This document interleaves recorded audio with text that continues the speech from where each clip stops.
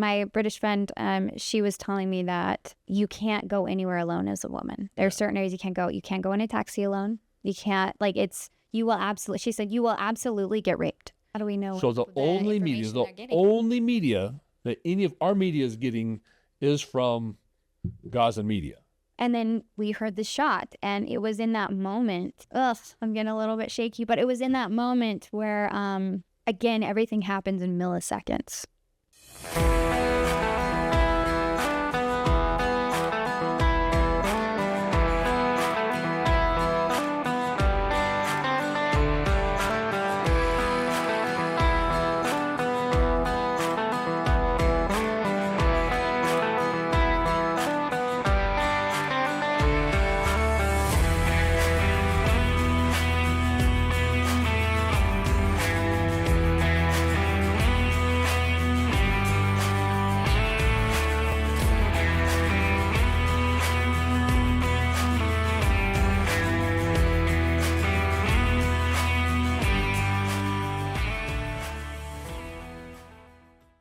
Welcome out to God and Country. I'm Uriah Kennedy. Ingrid Bettridge, my co-host, is not going to be able to be here this week, but we have brought back, by popular demand, Megan Strader. Megan Strader, welcome to the show. Thank you for having me back. I'm excited to be here. Megan has been our top podcast.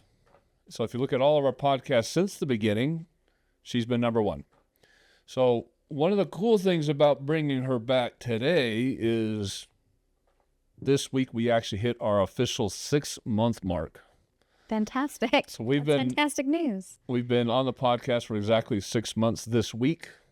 So you're Congratulations. You're marking that anniversary for us. And I love it. I love to be here. 6 months, and we're 16,000 subscribers. We're hitting a pretty good amount of hours. But again, help us with sharing the podcast, because as we said, share and subscribe. So YouTube controls impressions. So anytime it pops up on your screen, or anybody else's screen for that matter, they regulate that whole thing, and they are really nicking us on the impressions. So if you're not actively looking for the podcast, you're probably not going to see it, because when these podcasts launch, they'll probably give us 200 impressions at the start, which is abysmal for having 16,000 subscribers. So 9 of our subscribers are seeing it. So they're purposely suppressing anything that is conservative, as we know. We told everybody last week that we actually did a memoriam podcast on Charlie Kirk, and then they came through and said it was inappropriate for people under the age of 18. And we talked about nothing but Charlie Kirk, which was crazy. So my God, we ended up reposting it because they put a screen over the top of it saying that this is inappropriate, and if you still want to listen to it, you have to click past it. And just complete suppression. Jimmy Kimmel has his job still. Yeah, and I was shocked because I hear about suppression all the time from other podcasters, but I had no idea it was this bad until. Yeah, and then Google comes out and says, "Oh, sorry, we're suppressing hundreds of conservative movement people." And they still are. And they're saying they're not supposed to, but they still are. The impressions we're getting is obscene. We should be getting thousands of impressions. We're getting hundreds. Right. Literally. It's insane. So today we're going to talk about a number of different topics. We're going to skip the normal introductions we do on our guests because she's already done that in the last podcast. So if you want to know where she comes from, what she does, go look at her first podcast, but we're going to go straight into having fun conversations today. We're going to be hitting topics like Israel. We're going to be hitting topics, obviously, about Charlie Kirk, because she was actually within yards of Charlie Kirk during the shooting. It's going to be a great conversation there. And then also recent events on church shootings and the attack on Christianity. So again, like, subscribe, share it, and just help us get it out there, please. Please, we need to get this. We need the viewership. We need the message to get out. We need it to get out. Absolutely. So today, to start off, as of the recording of today, because obviously this is going to come out in a few days because we don't put out for a few days, but today, as the recording of this thing, Netanyahu and President Trump just had a press conference. They sure did. Spelling out what they're going to do to bring peace into the region. I think if it actually works, it'll probably work for a little while. Yeah, unless they completely destroy and obliterate Gaza. Yeah. So the basis behind the plan is a 21-point plan to bring peace to the region. The first part of the plan is Hamas has to release 100% of all the remaining hostages. There's 45 of them left. I think maybe 15 to 20 of them are still alive. The rest of them are deceased, but they still want the bodies. Yeah. Once they release them, then Israel is going to release all their hostages, both military and civilian. And Israel still has, what I'm understanding, close to 500, 400 some odd numbers. Not the very even trade, 45 and half of them are dead for 450. But it wasn't like that in the beginning. You have to remember that they had hostages, whereas Israel did not at that point. So. Well, at least Israel's taking care of their hostages. They feed them. Right. Yeah, I mean, that's true. And Hamas is And I heard that 2 just died that they were trying to get in contact with, but they are blaming Israel for their death. So it's, they'll blame Israel for all of the deaths. So it's kind of a back and forth thing they're going to have too. So Hamas releases their hostages, then Israel releases theirs, and then there's going to be a group of countries that go in and completely disarm Hamas. Hamas is done. They're out. Same with the Palestinian Authority. They're done. They're out.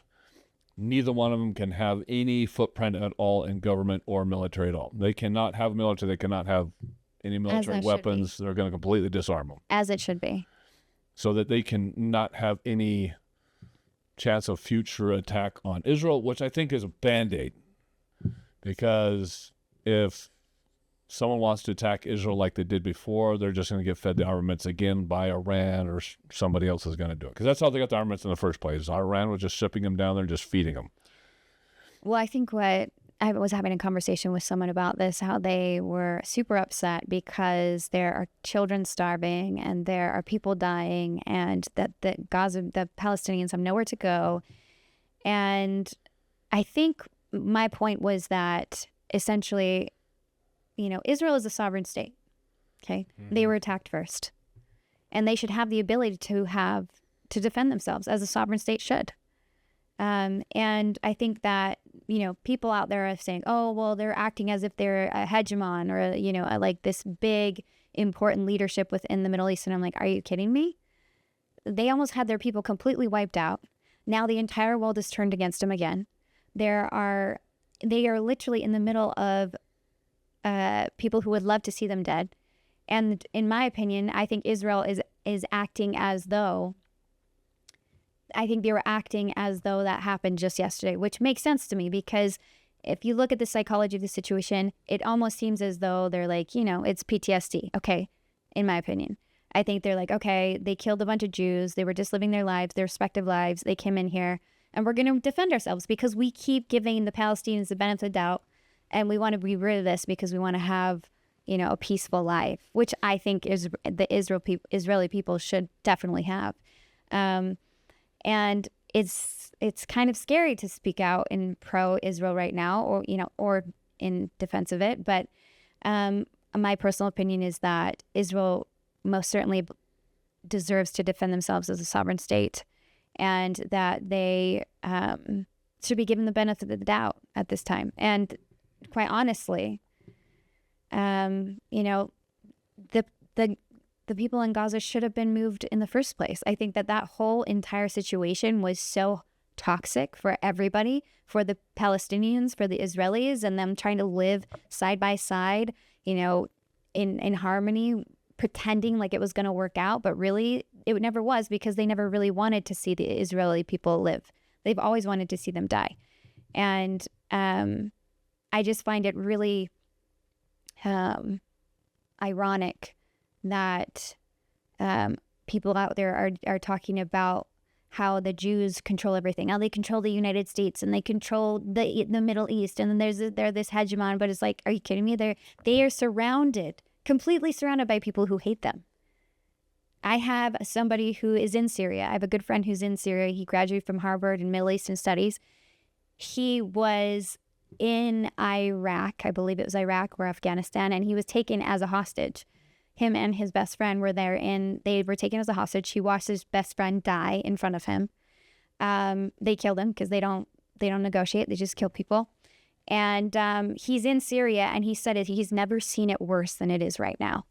He says he can see the missiles going over his head. He could see, He can see everything that's going on, and it's very scary. It's very unstable. And Israel right now, honestly, in my opinion, is almost like the nail keeping things together, in my opinion. Because if Israel wasn't there, I don't think things would be sustainable. I think the Middle East would just explode into oblivion. But they are almost like, I don't know if that makes sense, but I truly believe that. I think that they're a blessing for the Middle East, and I think that they should be worrisome to not take out Hamas and not support the Jews. Well, Israel has to be able to defend themselves. The problem is I don't even refer to them as Palestinians, the people from Gaza. I call them Gazans, because Palestinian is a misnomer. It's not a real term for them. There never were Palestinians. It's not a real terminology for them. That's a term that people gave them to create support, to create people to feel sorry for them.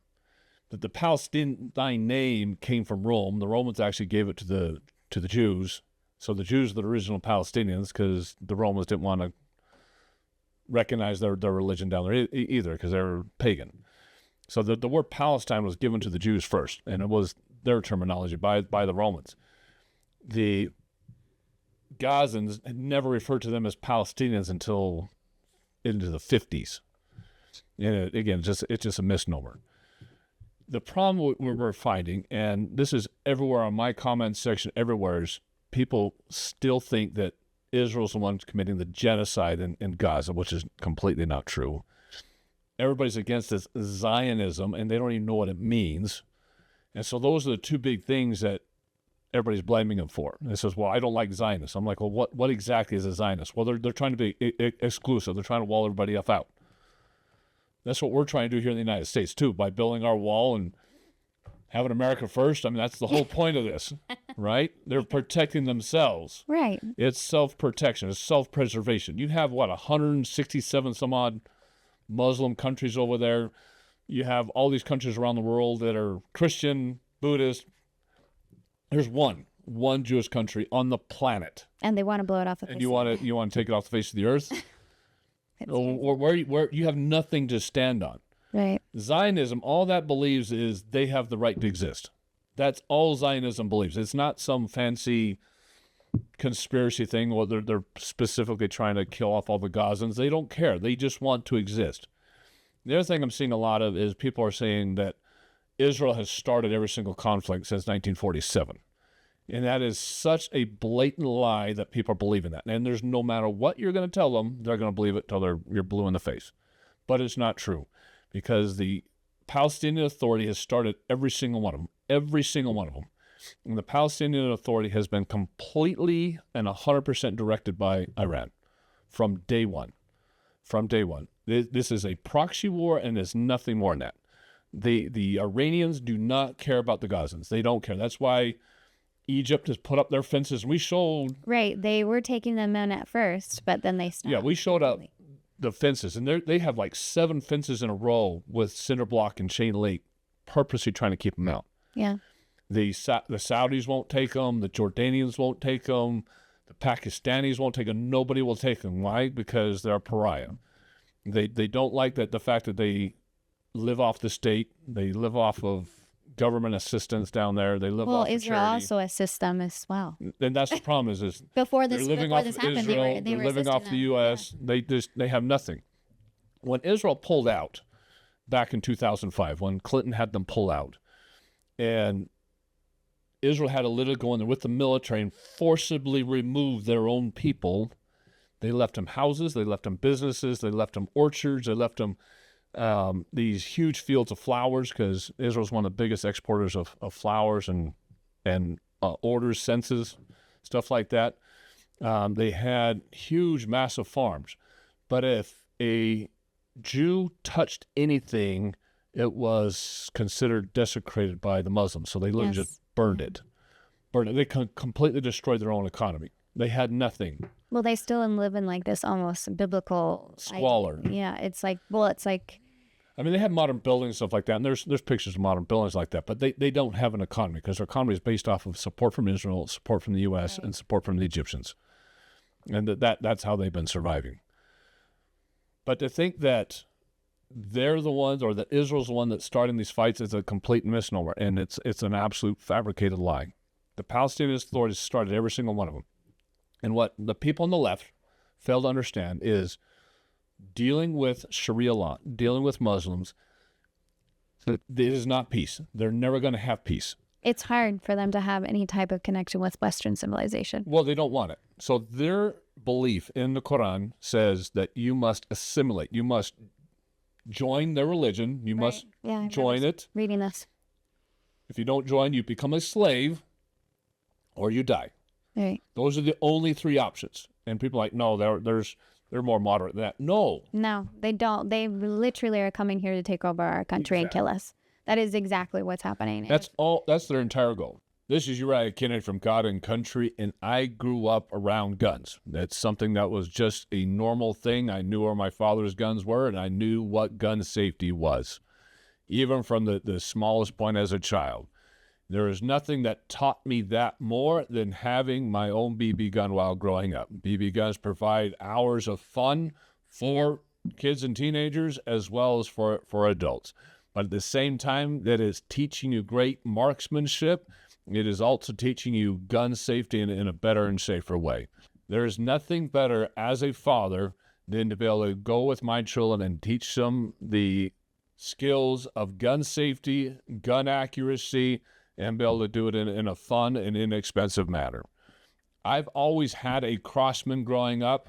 Crossmans provide excellent accuracy and a lot of power for a BB gun. There's a lot of different styles to choose from different types of air rifles and pistols, even to fully automatic BB guns and other types of air guns. You need to go to the link in our description or click on the QR code that's coming up on your screen to be able to go to Crossman and make those BB gun purchases, those air rifle purchases. Again, it's going to supply you hours of fun and enjoyment with you and your kids as well as you as an adult. And BBs are a lot less expensive than actual ammunition. So go to Crossman by using the link in our description or the QR code that's popping up on the screen and enjoy the accuracy, the quality of construction, and the hours of family fun that you will have with these air rifles and BB guns. Again, the link in the description, the QR code that's popping up on your screen, and then support our channel. Thank you. I mean, you'll have moderates within the religion that just want to live in peace, and we've seen that throughout Afghanistan and Iraq, where a lot of those people were helping our soldiers. Extremists will always be the voice of that religion, in my opinion. I think they're always the loudest. They're always the ones that commit the most crimes, and they're always the ones that seem to end up being in leadership and moving. Yeah, but the problem is people movement. think that the extremists are the minority, and they're not. No. They are the majority. And they're the majority. Here's the thing, even when you sit there and you go, okay, well, I am a moderate, but even us, we know moderates lean a certain way. Yeah. And at any given point, when their ideologies are being affirmed, they will lean in that direction.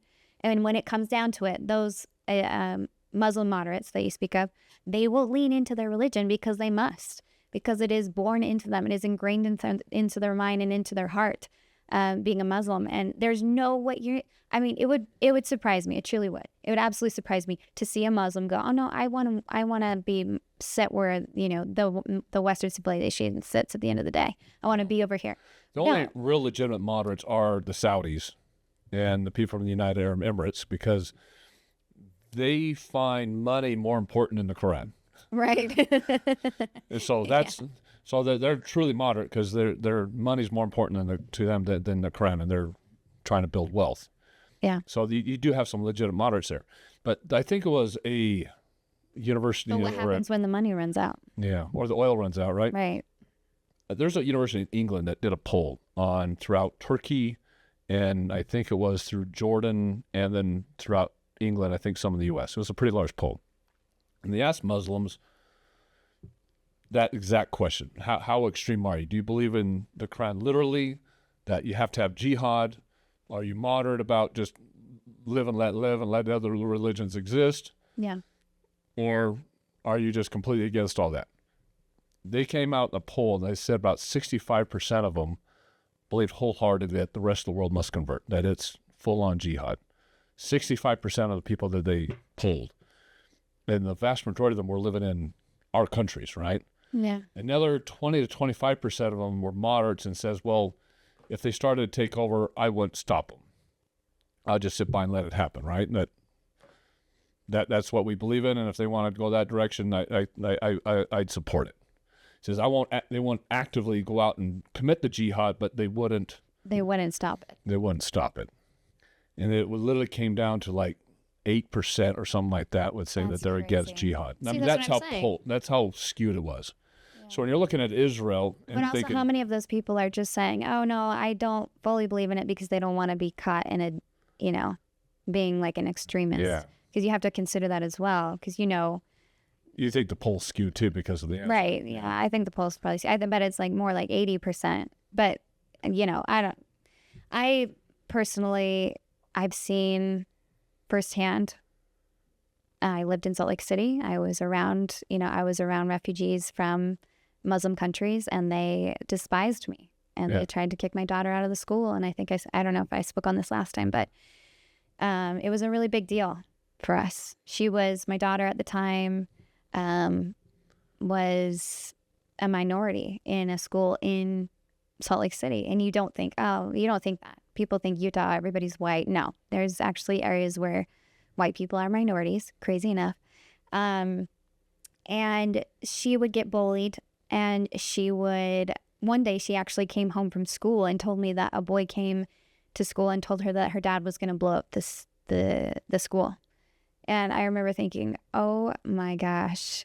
And I had to call in and make sure that everything was okay. And, because that's a real threat.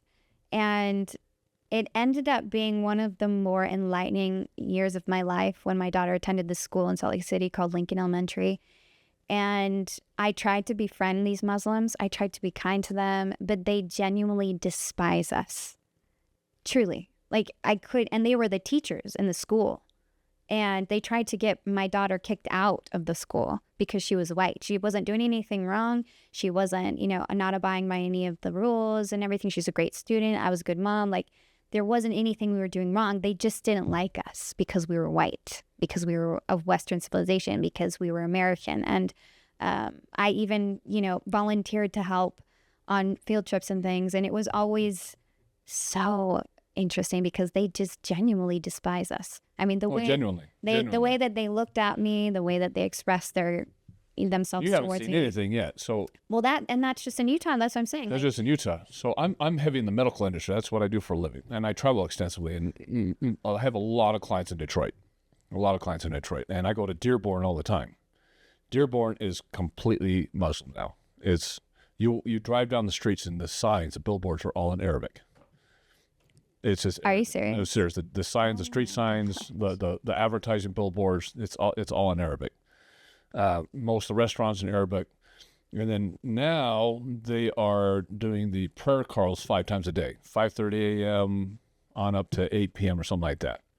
And you'll actually hear it just like you're in Iraq or Afghanistan, like that. It comes out of the loudspeakers. The whole city hears it because the mayor's Muslim, the city attorney's Muslim, the town council's Muslim, everybody.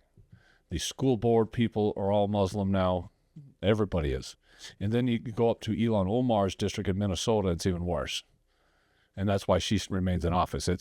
And both of them, both the hub in Dearborn and the one in Minnesota, were all caused by Obama, because that's where all the refugees Obama brought over, he just plopped them there. And they all just stuck together and band together. Right. And it showed a couple of days ago that they were changing the street names to Muslim names, and they were crusaders, they were jihadists, essentially, the people that just went out and slaughtered people. And there's actual history books of these jihadists going out there. They were called conquerors in their world, and they just killed millions.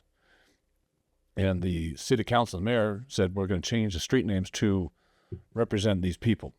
And a bunch of Christians went to the town council saying, no, we want to leave the city names how they are right now. You're not changing them. Right. And the mayor literally told the guy standing in the booth you're not welcome here. I know you live here, but you are no longer welcome in this city. Oh my gosh. Yeah. I mean, that's how they are. They don't care. That's how they are. They come in, they take over, they kill everything that isn't exactly what they would believe in, and then it's over. And I think, and we had just spoken on this, but Tim Ballard had just posted a picture about 50,000 Muslims who were saying, we're ready, we're waiting for our next call. I saw that call. Yeah, we're waiting for our next call. And, are these sleeper cells? Are they people just waiting for the next? They're believers in jihad. Yeah. We put out a video, a couple of videos actually. One of the videos we just put out is called Israel's Not the Problem, Sharia Law Is. It's a big video we just put out, so you guys should need to go watch that video. But on there, we're actually proving through actual boots on the ground videos of showing that Sharia law is a problem, that they're actually teaching in synagogues in our country about cutting off the heads of infidels, 2 elementary school kids in our country in Pennsylvania and others. We also show them that there's a community down in Texas that Governor Abbott has had to try to shut down. That is a completely Muslim city that they run it by Sharia law. Yeah, they want. Well, were they able to get it to Sharia law, or they? They were able to get it all the way there, but now Abba's trying to pull it all back. The problem that they have is nobody wants to move there, and so it's still just a Muslim community. So they can't. They're not integrating into anybody else, and so they're. So I think that Abbott can't force anybody to move over there, so they're just running things on their own in that city. And they put together an HOA, a homeowners association, and bylaws that all property taxes and property purchases have to go to the local synagogue. Wait, so what? They're funding the local synagogue through HOA fees and property taxes. Wow. Oh my God. Yeah. I hate HOA. Which is, and we also show there's a podcast down there, a Muslim podcast, where they purposely put those laws, and they're laughing about it on the podcast, saying this is how we're going to keep the Christians, everybody else out, is because they're not going to want to pay towards our synagogue. Yeah. So one of the questions I have is, at what point, because, in America, we believe in religious freedom, right? I mean, that is a staple in our country, absolutely crucial to the success of our country. At what point do we say enough is enough? I think that's where we're getting to. Well, they have to have religious freedom. Right. But the problem is when they go to jihad, that's where it's got to draw the line. Right. But I think that's where we're going, okay, is it compatible with Western civilization? Because Charlie Kirk even spoke on this openly, saying it's not. It's not compatible with Western civilization. And so it's at what point are we going to get to before we decide, okay, and then how do we handle that? That's, like that. You can't. You got to shut it down. You got to shut it down from its roots. But it's so deep-rooted already in the United States. Well, like you were saying, let's go back to your comment. And the guy you're saying that Israel is a blessing in that region. Right. Because if Israel wasn't there, it would be spreading faster than it is now. The Muslim countries would go on to the next step. It's not going to stop with Israel. Israel is just a stepping stone because they may have that entire region completely Muslim. Right. Israel's the last thing they got to get out of there, and it's on to Europe. And they're already trying to push into Europe. As you can see, there's entire communities in England where the police will not go into the community anymore. That is out there on the internet. You can look that up if you don't believe me. There are full communities where the Brits will not go to those communities. And again, it's where... Yeah. I have a friend who's British who... completely represented by Muslims. Yeah. My British friend, she was telling me that you can't go anywhere alone as a woman. There are certain areas you can't go. You can't go in a taxi alone. You can't, she said, you will absolutely get raped. It's like she grew up knowing that if you are alone in an area where there are Muslims, you will get raped. And that is crazy that you have to grow up that way. And she's like an actual high level British citizen. Like her family is very well known. She's, probably in the top 10%, I would say, in it as far as wealth, her family is. And they still have to go around tiptoeing around these areas of where Muslims live. And so if they can't. They can't. If they can't, and they live in the rural areas, so what do you think is going to happen to Israel? You can't go in the city. Without the protection of the United States, Israel would not exist. No, that's what I've said people from say, day one. Right, but people want to say, oh, well, they control the United States. It's just absolute bogus. We are in a very important relationship with Israel. It is absolutely crucial for Christians. It is our destiny to protect Jews. It is part of us. And right now we are seeing this message of, and I think we had talked about this, that they're making evil good and good evil. And they're manipulating us through so many different forms of media, trying to convince us that, no, Jews are in the wrong. Jews are in the wrong. And I love this conversation that Charlie Kirk had with this Black American college student. And he was saying, oh, my life is so hard. Like, I'm Black and like America hates me and all the things that they speak of. And one thing that really touched me that he spoke on was that have your ancestors been wiped out almost completely, like the Jews? No. His answer was no. And he says, okay, well, what can you do that I can't do? The answer is nothing. Everyone in America, including the Jews, can thrive here. And I think that we need to remember that the Jews came from a position of absolute desecration. I mean, it is biblical. It's biblically written, and it's also foretold that we will again see a point where the entire world will turn against the Jews, and we are seeing it now. And it is very enlightening for me, because I'm like, okay, I can see the line. It's being drawn, and people want to pretend like it's not real. They say, oh no, like what the Jews are doing, killing all of these people, and these people starving. Well, I can tell you right now that they didn't set themselves up for success. They weren't out there preaching, kindness and peace to their neighbors. They weren't out there saying, hey, let's get along. It was the opposite of that. And it's always been the opposite of that. And people want to pretend. They keep telling themselves the story that the media wants to tell, that is like, the Gaza people are suffering, the kids are starving. And I'm not going to say that's not happening, right? I'm not going to deny that. I'm not an idiot. Well, it's an absolute lie, because Hamas is starving their own people. Right. They're starving their own people. They've purposely put children in areas where they've said that there are targets going. They've used, civilians as shields. And this is what I'm talking about. They did not set themselves up for success. And they decided to... Well, they did set themselves up for success. That's what they wanted. Well, not in the sense that they could ever thrive as a real country. That's what I'm saying. Like they don't want to thrive as a real country. That's not their goal. But people don't realize that. It's never been their goal. That's the story that the media is trying to portray. Oh, they just want to live. They just want to live like the West, it's a lie. Like Americans do. They just want to thrive and they want to have this wonderful life. And that's what I'm saying. They did not set themselves up for that. And people need to realize that it was a lie. It's a lie from the beginning. This two-party solution that people are still trying to push, and we'll show this little clip from the UN. Most of the world wants to push the two-state solution. We had France has joined it now, England has joined it, Canada's joined it, Australia's joined it. They're all saying that they're going to accept Gaza its own country, which is the worst possible thing they could possibly do. At this point, I agree. You're feeding right into their hands, because that's all they want to have happen. It's never been about the two-state solution. They don't want the two-state solution. They've never wanted a two-state solution. It's never been about them just living in peace. They don't believe in it. It is river to the sea. We want all of it. You guys have to leave. Be gone. This is our land. Again, with Sharia law, it's you convert, you become a slave, or you die. Right. That's it. That's what they want to do to Israel. And Israel's only a stepping stone, because jihad is the entire planet. Everybody has to understand, it is the entire planet.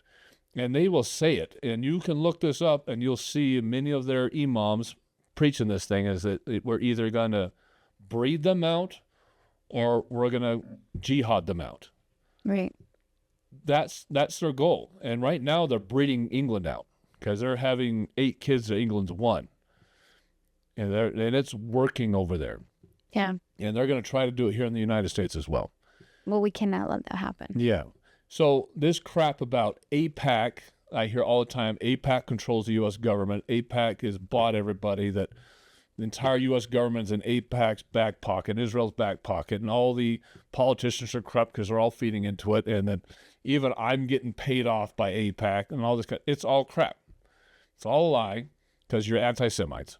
That's what it is. You're just anti-Semitical, and you don't believe that Israel should exist. I think they have the right to have their own country and defend it however they deem fit. Right. They're a sovereign state, as they should be able to defend themselves and their religion and their life and prosperity. as Americans should be able to. So if we were to look at 9/11 and what we did with 9/11, with 9/11, they killed 3,000 people in the towers, right? So Right. we suffered 3,000. We went to a war in Afghanistan and Iraq, and we killed hundreds of thousands. Hundreds of thousands. We did the same thing in Vietnam. Russia was the whole reason put behind Vietnam and Korea was the proliferation of communism. We didn't want that to have that happen, and we went in there and we killed A lot of people, Yeah. a lot of people. So now you But we think, also lost a lot of people. we lost a lot of people. But now you think of, let's say that Mexico, and I saw a guy comment about this. Let's say Mexico, the government of Mexico, crossed the Texas border, the New Mexico border, and killed 3,000 people and took another 1,500 people hostage down into Mexico City.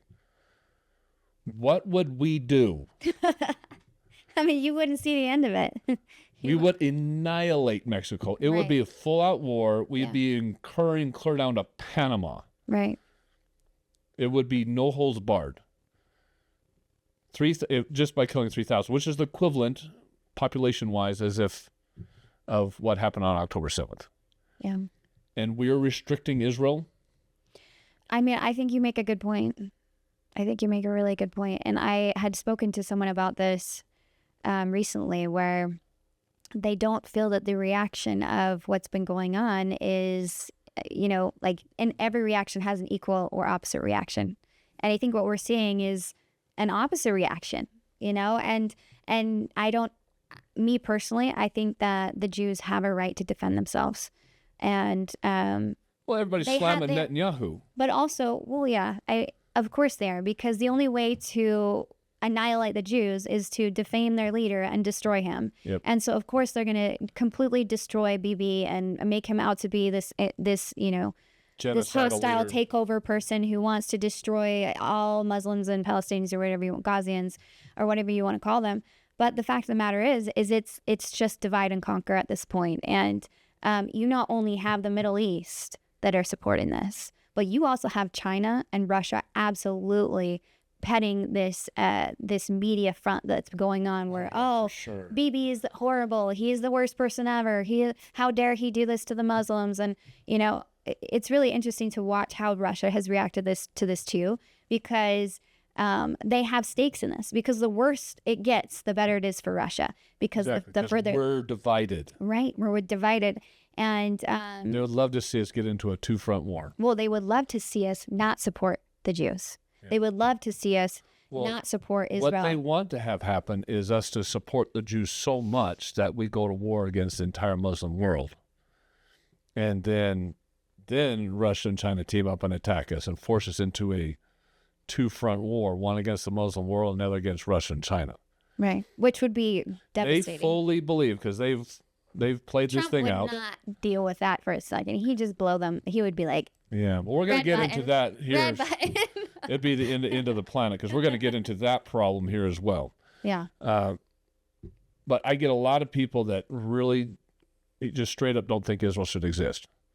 And that's what you're saying. If you think AIPAC is the problem, or if you think Israel's a problem, you think Netanyahu's a problem, you're just straight up anti-Semitic. That's just straight up what it is. You don't believe they should exist. Because Netanyahu's doing exactly what he needs to do. Everybody wants Netanyahu to be the peaceful leader that gets along with the entire planet, that you just kind of do what everybody else says you need to do, that you obey the UN. But how If they're can you? obeying the UN and doing what everybody else wants them to do, then they are not a country. They are not sovereign. Right. And that's the problem, is everybody wants to treat Israel differently than everybody else.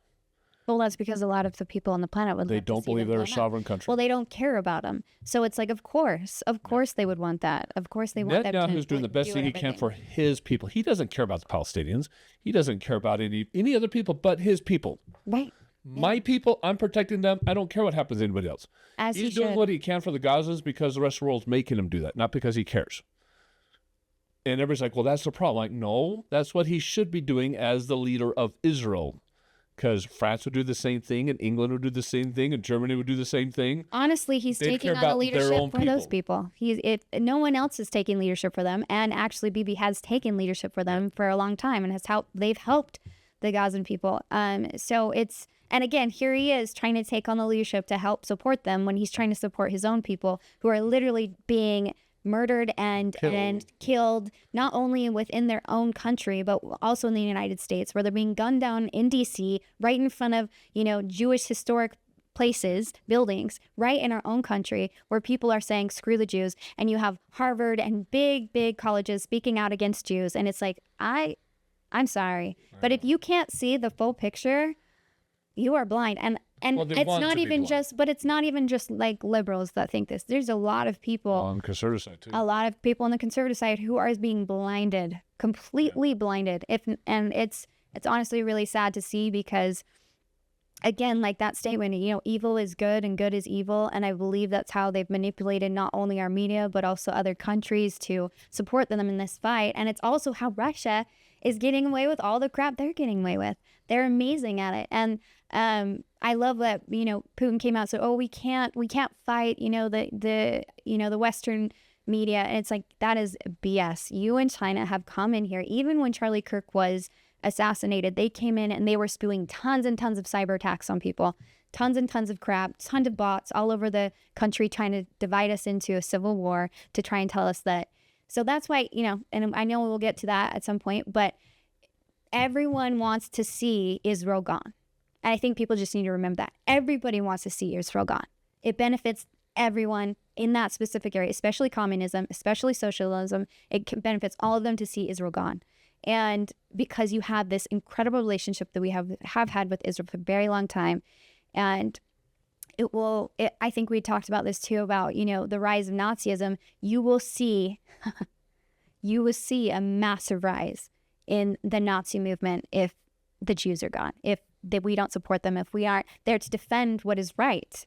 And I'm getting a little emotional about it, but it's true. We need. Well, we're going to get into this topic in a couple of weeks, because I think, we'll get into the religious side of this, because we're going to have a podcast in a couple of weeks about kind of end of the world podcast,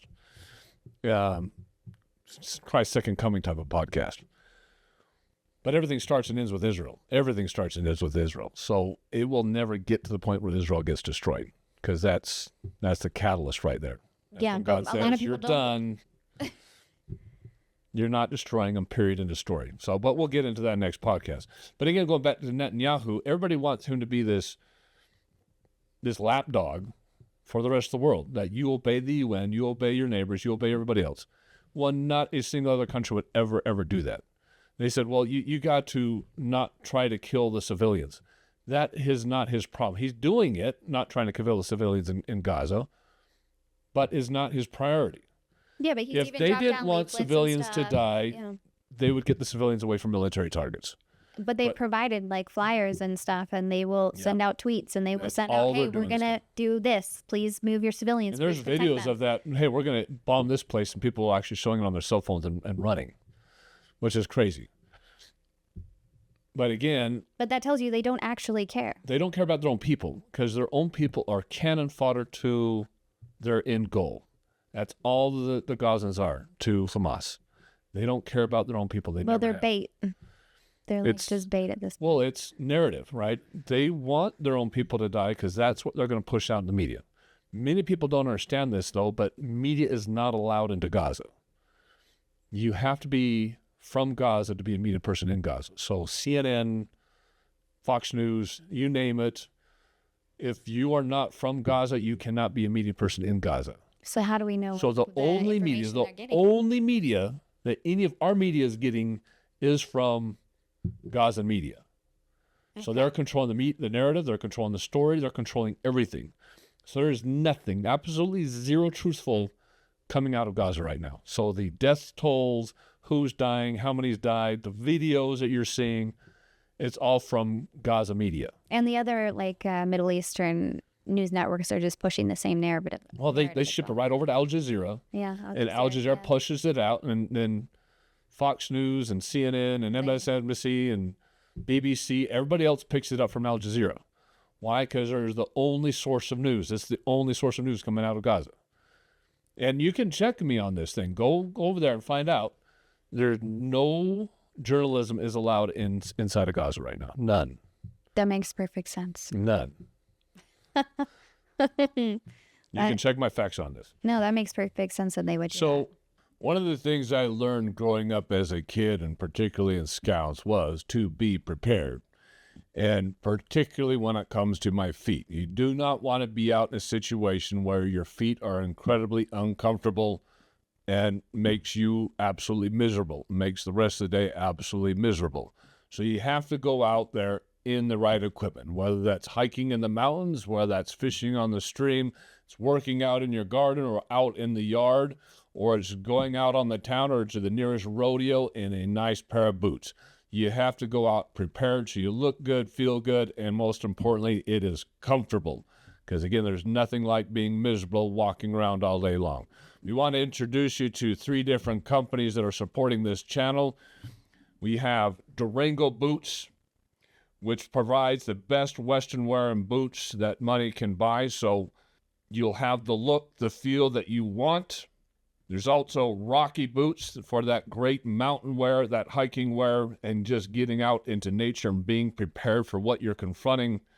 And then there's Mucky Boots or Muck Boots, which will provide the perfect waterproofing that you need for fishing, hunting, and again, getting out in the yard and working in the mud. These are great companies that supply a great pair of boots for you for any need, for any occasion. So again, go to the link in our description or click on the QR code that's coming up on your screen for any of these great sites, whether it's Western wear, whether it's the outdoor wear and getting up into the hills and the mountains, or whether it's muck wear that you need to be able to work around the garden or go fishing or hunting and not walk around with wet feet. These are great products at great prices that will keep you perfectly comfortable all day at the same time that you're looking good. So trust these products, whether it's Durango, whether it's Muck Boots, or whether it's Rocky Mountain Boots or Rocky Boots, and go to those sites using the link in our description or QR code that's popping up on your screen. Again, the link in the description or QR code that's popping up on your screen, and support our channel. Going back to your statement, the world is already turning against Israel. So we have this video of the UN. This came out. So Netanyahu went to talk at the UN the other day, and everybody gets up and leaves. Prime Minister has taken the podium there in the UN General Assembly Hall. We will give a moment for him to get some applause from some in the crowd there that was motivated. And he will take the speech. We will listen to it here and we'll have analysis for you on the other side.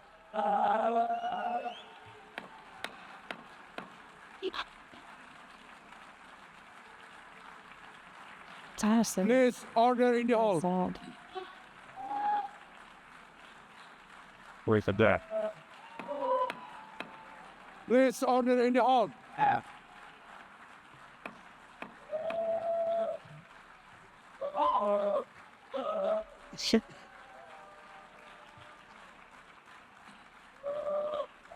So we don't need to show the whole thing, but it shows a picture of it afterwards, and literally the whole place is empty. Everybody empties out. The only people who are left in there is the U.S. delegation. I think the Argentinian delegation is still there. The Argentinian delegation. Yeah, because he gets up and just chastises them for walking out. I mean, Right. he's a good leader. Yeah, he's awesome. What's his name down in?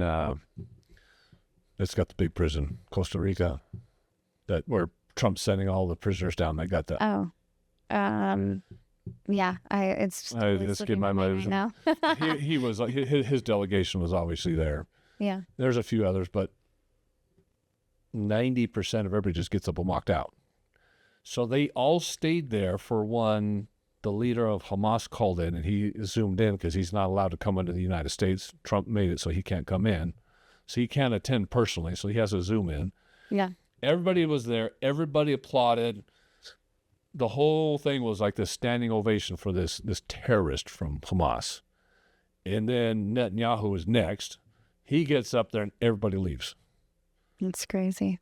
Everybody walks out.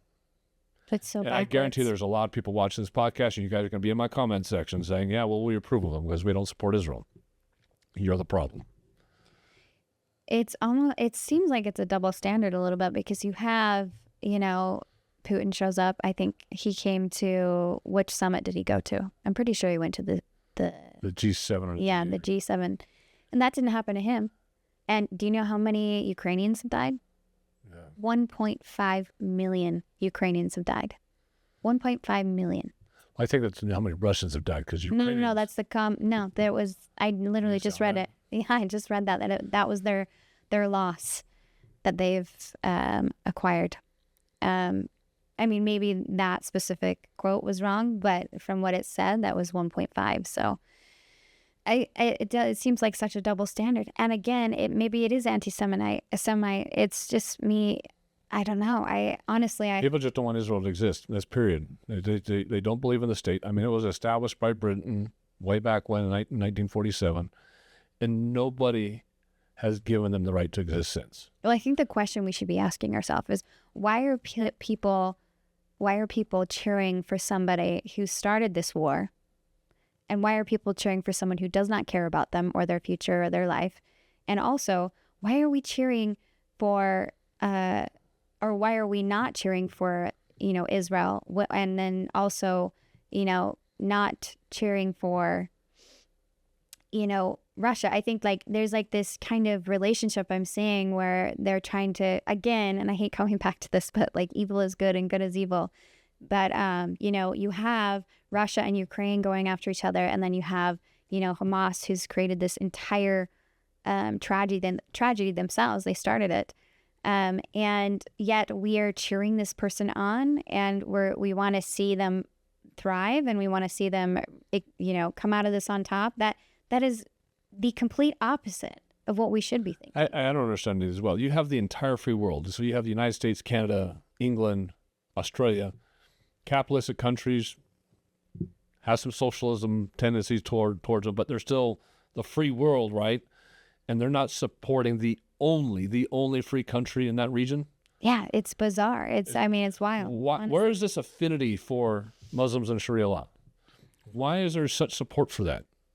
Why is the support for socialism and communism growing? I mean, it's like you're saying, good is become evil, and evil has become good, because all of a sudden there's this massive support for everything that is wrong. Yeah. Sharia law is evil. Yeah. Well, I mean, it's also in the United States. They're calling the people, they're calling, conservatives fascists when we're actually the opposite, and then, they're the fascists. I tried to explain this the other day, where you have a conservative on their knees, and this conservative is being yelled at by a liberal with a gun, and they have a gun to the conservative's head, and they say, stop, fix the gun laws. And they have a gun to the conservative's head, and they say, I will kill you unless you fix this. And it's this really weird dynamic that they've switched. I mean, it's always been kind of weird anyways, because the Democrats have actually, I would say the old school Democrats have moved to the Republican and conservative movement, honestly. But it is really this weird dynamic where good is evil and evil is good. And it is not just in this, this Jewish experience. I think it's everywhere. And we'll, I know you don't believe this, but I think that this all comes down to the coup d'etat, which is this coup to separate all people, all walks of life, not just blacks and whites. Okay. We're getting to the point now where we are also separating Jews and Christians. We are separating Muslims and Christians. We are separating everybody. And that's when you get to this coup point, where you have civil unrest that you can no longer control. But that's a whole nother tangent. Well, I believe what you're saying there on that point, because it's my full belief that the left wants such destruction among society, such degradation of society, such out of control, that it completely depletes anything that is Christian, anything that is capitalistic, anything that is conservative. Yeah. Why? Because they have to destroy it to order to rebuild it in the way they want to, which is socialism or communism on one side and Sharia law on the other. Power and control. It's power and control. It's always been about that. Yeah. And they can't change the government we have until they destroy it. And they can't destroy it unless there's enough civil unrest that it just tears down the entire fabric, everything. Right. So social degradation. That's always been the plan. Is that division So they foment division between race, they foment division between sexual orientation, between religions. It's always been about division. The more you can divide it, the more unrest you can create, more Black Lives riots, the more illegal alien riots you can do, the more civil unrest you can do, the more they destroy the fabric. To where the people demand justice, they demand that it stop. And the way they stop it is, okay, you need to vote us in more power to the government. Yeah. And they keep taking more and more control until the conservative side is completely gone. Right. There is no more conservative side. It becomes a single-party state under socialism, communism, and it's over. Yeah, but that's what I'm saying. My whole point of this, that's my personal view of all of this, is that it is a way to divide us all again, and to take control of the government, and whether that be, and a coup d'etat is not just a military movement, but it's also a elite entity. So we have people in elite positions who would love to see America die, and if our relationship with Israel is, severed, then that dies. A piece of Western civilization in the Middle East dies. We have, a satellite state, Israel, being a peacemaker and a blessing, honestly, to the Middle East. And if they were to embrace it more, you would see a magnitude of blessings within that region. But obviously, it's never going to happen.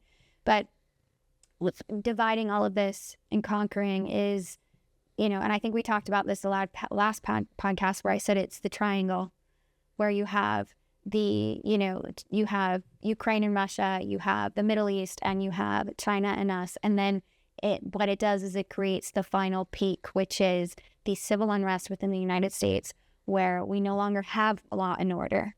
And that's why you're seeing, Trump going in and saying, no. We got to take over these cities, and not in a way of, again, fascism is what they're trying to say, but really to bring law and order to these cities so that we can have a common thread within our communities of law and order and civility, honestly. And when Charlie Kirk was shot in front of me, I saw humanity, a piece of humanity die. And in a deep way that I don't think you could understand unless you were there, and those who share that common trauma with me will understand. But it was such a loss for our country and for Christianity. And honestly, even in a deeper perspective of something that I have a deep belief on, is the attack on white people. And I know that there are people in Europe who also share that same ideology, that there's an attack on white people and Christianity specifically. And I think we're going to see a rise in it. We just saw another, our specific religion just got attacked. People in a church were being attacked for being Christian. And they're saying that this person was anti-Mormon. And for me, it's a divide, and it's going to get deeper, and I really hope it doesn't. But well, we know it is. There's no stopping it at this point. I mean, we can prolong it, but it's all fight part back, of the destruction of it's Israel, part of, in my mind. Yeah. So let's get right into this. There's kind of a three-pronged approach that you're talking about. The people, the elites within our country, and the elites are in the Democrat Party. I mean, you got everybody there that wants to destroy the conservative side, and they've been trying to do that through illegal aliens importing their voters, and at least skewing the census records. Why? Because they want a single-party state. They want socialism. So you have that going on, to where they just want to take over and be the only party. They want to figure out a way to make it so Republicans never have a voice or a vote ever again. Then they can just take over. And that's always been their goal. And I get a lot of people commenting about that, because I did a whole video on that as well. So you have that within ourselves, where we're going to essentially self-destruct. And then you have those people that would love to see Israel die, because that would help get rid of the conservative side. That would destroy the conservative side. Then you have China and Russia that would love to see us support Israel so much that we get into a major conflict with every Muslim country over there. If we have to defend Israel and go to full-out war to order to keep the next Holocaust from happening, the next genocide from happening, which we would do, and a lot of people are like, well, if they die, they die. And I hate that of people in my comment section. And saying, well, they just got to defend themselves. We can't put boots on the ground. we shouldn't put boots on the ground, and we need to stay out of it as much as possible. But if it gets to the point where it's either genocide or we step in, we're going to have to step in. We cannot allow genocide to happen. No. But that's to our detriment. That's exactly what Russia and China want to have happen. Because if we get into a full conflict like we did in Afghanistan, Iraq, in the Middle East, where we're divided over there, and then Russia and China team in, they know, they've played out this, they've war gamed this. The only way to beat the United States is you have to have two fronts, and you have to have dissent from within. Because we're indestructible right now.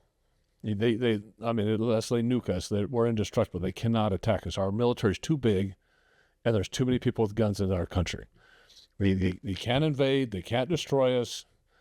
It's got to be an all-out two-front war plus completely destroyed from within. That's the only way to take out the United States.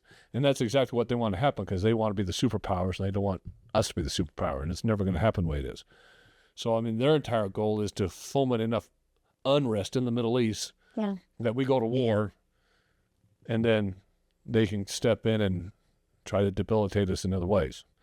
And it's part of what China's been doing for a while now. They're trying to attack us with our computer systems, our networks, our phone systems. They're trying to destroy us from within in cyber warfare. Yeah.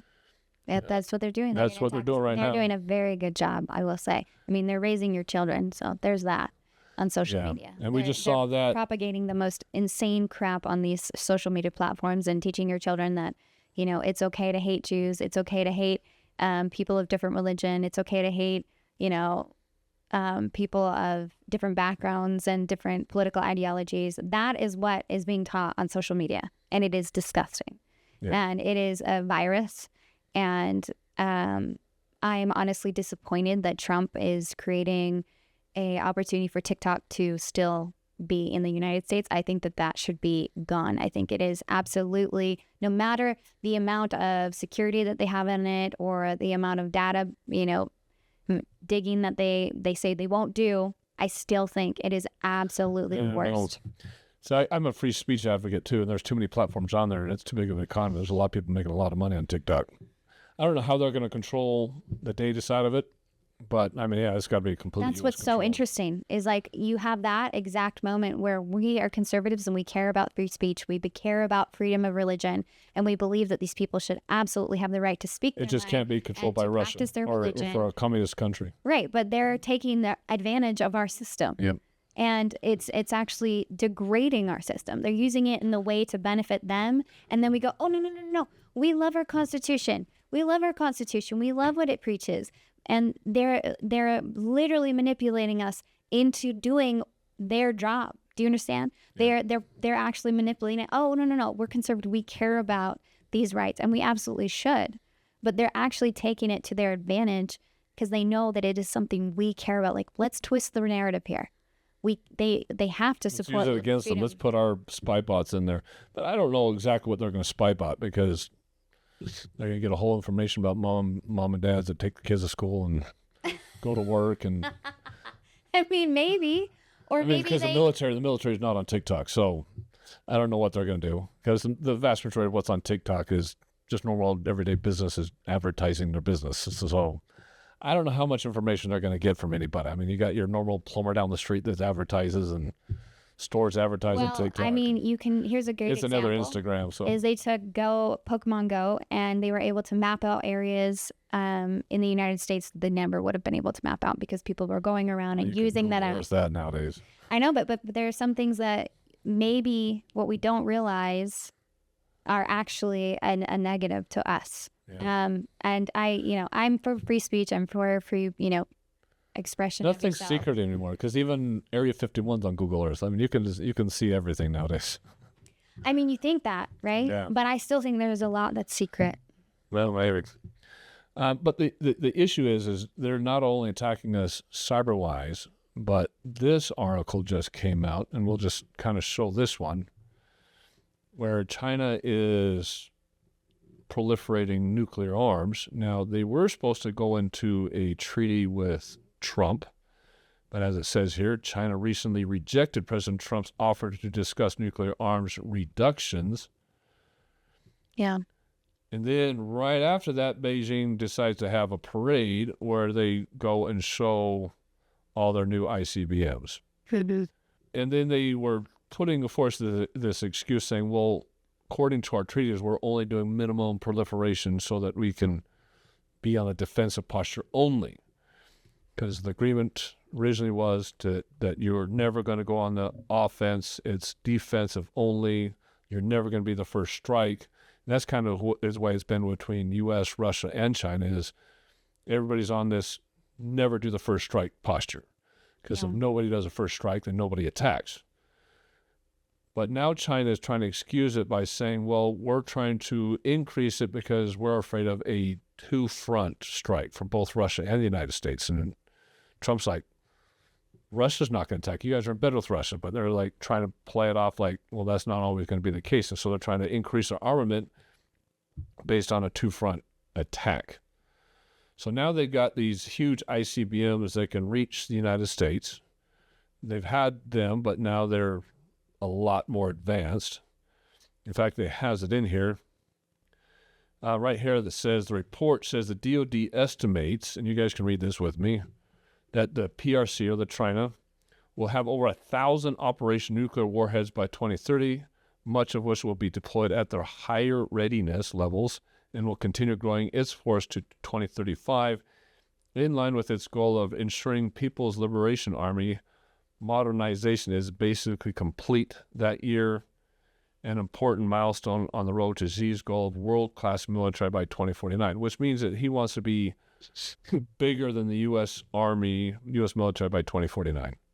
The report also noted that China will probably use its new fast breeder reactors and reprocessing facilities to produce plutonium for its nuclear weapons, just like when China said it was keeping a minimum deterrent and a no first use policy. It was lying about this. Chinese officials claim that these technologies are for peaceful purposes. So retired... It's a big gaslight there. Yeah. Retired Admiral Richard made this comment. I think it's important to look at it in totality. They are advancing rapidly in all aspects necessary for a military designed for aggression.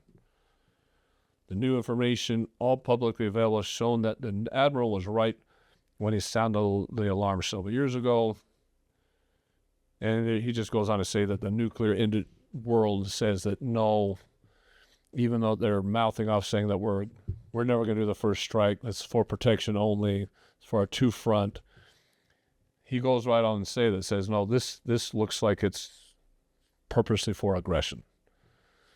Purposely for aggression. And then you cap that off with Putin just saying that he's backing out of the nuclear arms treaty clear back done in Gorbachev's time.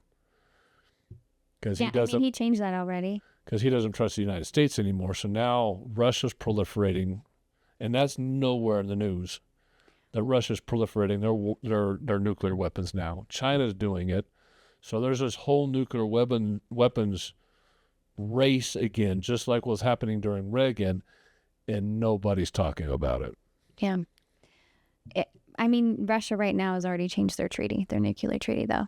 They just abandoned it, period. They didn't change it, they just abandoned it. No, they did change it. They said that, well, from what I read, maybe you have something different, but from what I read, they had changed it to where instead of it being an aggression where the United States or somebody, you said, like, shoots first, it's more so if the United States even enters into this war. So if, like, America actually starts to enter the war, then they will immediately be able to use their nuclear arsenal. So there is no, like, boundary anymore. They want to use it. They want to use it, I think, at this point. Well, it's what we pointed out. Literally, I think it was on our podcast we pointed it out, that Russia's military is so small, and people don't understand how small it really is, that if the United States were to attack Russia, it'd be like the U.S. attacking Iraq. We'd be in Moscow in 3 or 4 days. That's how far behind. They have advanced missiles, they have advanced helicopters and jets and stuff like that. The only thing that keeps them high is their nuclear arsenal. But they don't have enough of it. We would take them out in a few days. So their only option is their nuclear deterrent. Yeah. Which is why they're doing what you're saying they're doing, is they want to have that as a strike Yeah, because it scares the U.S. more. It's like, okay, well now, and if we don't, if we don't strike them, but we even enter into, it's a threat of, if you even enter into this, we will strike you with nuclear. Because they know that that's their only option in the end. Yeah. Because they don't have the military, they don't have the budget, they don't have the economy for it, they don't have anything of it. China has far surpassed what they can do. I think even England and Germany have bigger militaries than Russia does now. I would be Which is surprised. scary. I would be surprised if that were true. But yeah, I mean, Well, that's what they're saying is because of the Russia, I think, is like 29th in gross domestic product now of all countries. So they're way behind in their economy, way behind. And so they don't have the money to put into their military. I think Trump said he was going to And even with do more. Trump trying to push Europe right now to stop buying energy, it would bankrupt Russia. Right. That's what they're trying to do. Yeah. Because the only way that the Ukraine war is going to end is if Europe stops buying energy from Russia. It's the only way. Yeah. Russia will not stop as long as they're getting money from Europe. And the Europeans are afraid to cut it off because they don't want, I don't know why, they don't want to get all the oil from the United States or Saudi Arabia. And I don't know why. They just, it's like the liberals here in the United States, if Russia says do it, they do the opposite. It's this like pride thing where they don't want to be subordinate to the United States, so they want to be subordinate to the enemy better. I don't know. I think that Europe really has this snobby nose type of mentality towards the United States. Even though they depend on us, they don't want to be dependent on us. So they think in the back of their minds it's better to be dependent on Russia, who's the enemy, than to be dependent on the United States because we're just too prideful to do anything else. And it really just comes down to straight up pride that they don't want to be dependent on it. So that's the problem. But it's going to be to their detriment because they're the only reasons that Russia is continuing the Ukraine war, and they're the only reasons Russia will be able to attack them if that ever happens in the future. Because it's their money that's... Well, I mean, right essentially, now, they're supporting Europe both sides of the war. Right. Europe and themselves is already imploding. I mean, they're in a really bad spot. And I was actually just speaking to someone from London, and that he oversees the development of helicopter landings all over the world. And he was telling me that the last time he was in London, that it was just absolute chaos, and that everybody a lot of the media peddles that like that Europe doesn't want to be like America, or that they're not okay with Trump, but he said it's the exact opposite, that people are speaking out and saying, Trump, come here, Trump, help us, Trump. I'm seeing a lot of that. That's so true, but it's not, it's the same problem they're having here is the people are saying that. And then you have these, but then you have the leadership that's pushing it down, because they have the same problems. Their leftist side of their governments are the ones in control. Well, they're very prideful people. I mean, if you look at just how people had to escape, the British to come to America and create a new country with actual, civility and freedoms, and build it from the ground up with a constitution and all these things that protect the people, I think that they will be their own demise. And they always have been. The Brits are getting tired of it. They are, and I know that they left Brexit, and well, it's not even that. It's they're getting arrested constantly. I mean, I was seeing for speaking up, for speaking out, for even having a there was a video of a girl getting arrested. I think yesterday, the day before yesterday, for protesting against the Muslims. Yeah. When she got arrested for it. Well, that's going to happen in 2 seconds in that country. They got arrested for speaking against the abortion clinic. And they weren't even speaking against. He was just saying a prayer out front. Oh, yes, I remember this. And he was arrested. Yeah. Down the street. Yeah. That is a crazy story. Becoming more and more prolific over there, where there's a lot of people getting arrested. I mean, J.D. Vance is speaking out against it. I mean, they're going to be their own demise. Yeah. But then now, not just free speech-wise, but now you're looking at, like, Germany's economy. They said they're almost bankrupt because they borrowed so much money from China, just like we have. I mean, we're at 6.7 or 7, no, I think we're at 8% of our GDP in debt or something like that. And then or 16 or something like that, but Germany's worse. And there's a few other European nations that are worse than that. Yeah. And so their economies are about to fall because they've borrowed so much money. They're so heavily in debt. It's because of all this leftist woke agenda. Well, you have like the wars that are going on. You have the leftist woke agenda that's going on. You have the lack of energy within their own countries because, again, they are completely dependent on Russia. And Germany, they did that all on their own. They could have been using their coal and they could have been using all these other things, but they were like, no, we got to shut them down. We got to be environmentally friendly. And, you know, and then they sought out this relationship with Russia and they completely, you know, they're having the same problem we're having now too, though, is their social programs have gone out of control over there. Yeah. Oh my gosh. Ours are pretty bad. With ours are Social Security and Medicare and all this kind of stuff and food stamps, just completely out of control. I mean, it's 3 times the budget, our national defense budget now. It's the biggest thing that we pay for. Well, it's way worse because we're taking care of illegals. But they're doing the same thing. Is their money is taking care of Muslim illegals and all these other illegals, and then you can't fire anybody over there because the unions control everything, and you have to pay for so many months after you fire somebody to let somebody go. I mean, it's just where money is being spent like it's paper. Well, it's being drained. It's being drained completely. Like it's just the taxes are getting way high into the trash. And it's like a war on small businesses and entrepreneurs over there. So they're not even surviving now. Yeah, it's so and nobody here's paying attention to that because that's all socialism. That's all that is. It's all socialism. People are like, well, they're so happy over there. They're surviving over there. They're doing so well. I'm like, no, they're not. Yeah. So they're about bankrupt. It's the social people are getting all this free health care and all this other kind of stuff. But look at the debt. They're not going to survive much longer. And you want to put us into that? See, no one's doing their homework. Nobody studying this. No one sees the damage it's causing. This is Uriah Kennedy from God and Country, and I've been fishing since I was a little kid. My father used to take me out there and teach me how to tie the knots to get my lure on the end of that line and then cast it into the stream or in the local lake that we were fishing at. There are very few things in this world that are more relaxing and more fun than getting out on the water and pulling in a big fish. In order to have that type of success that you want, to be able to get out there with your kids and be able to have them have that success, or not get skunked yourself, you have to have the best equipment. We all have known and trusted Rapala from the time we were little kids. Rapala has the best lures and the best equipment that you could possibly buy. Trust Rapala in all these needs and go to Rapala by using the link that is on our description, or QR code that's going to be popping up on your screen. Again, you must use the link in our description or the QR code that's popping up on your screen. Trust Rapala for these fishing needs.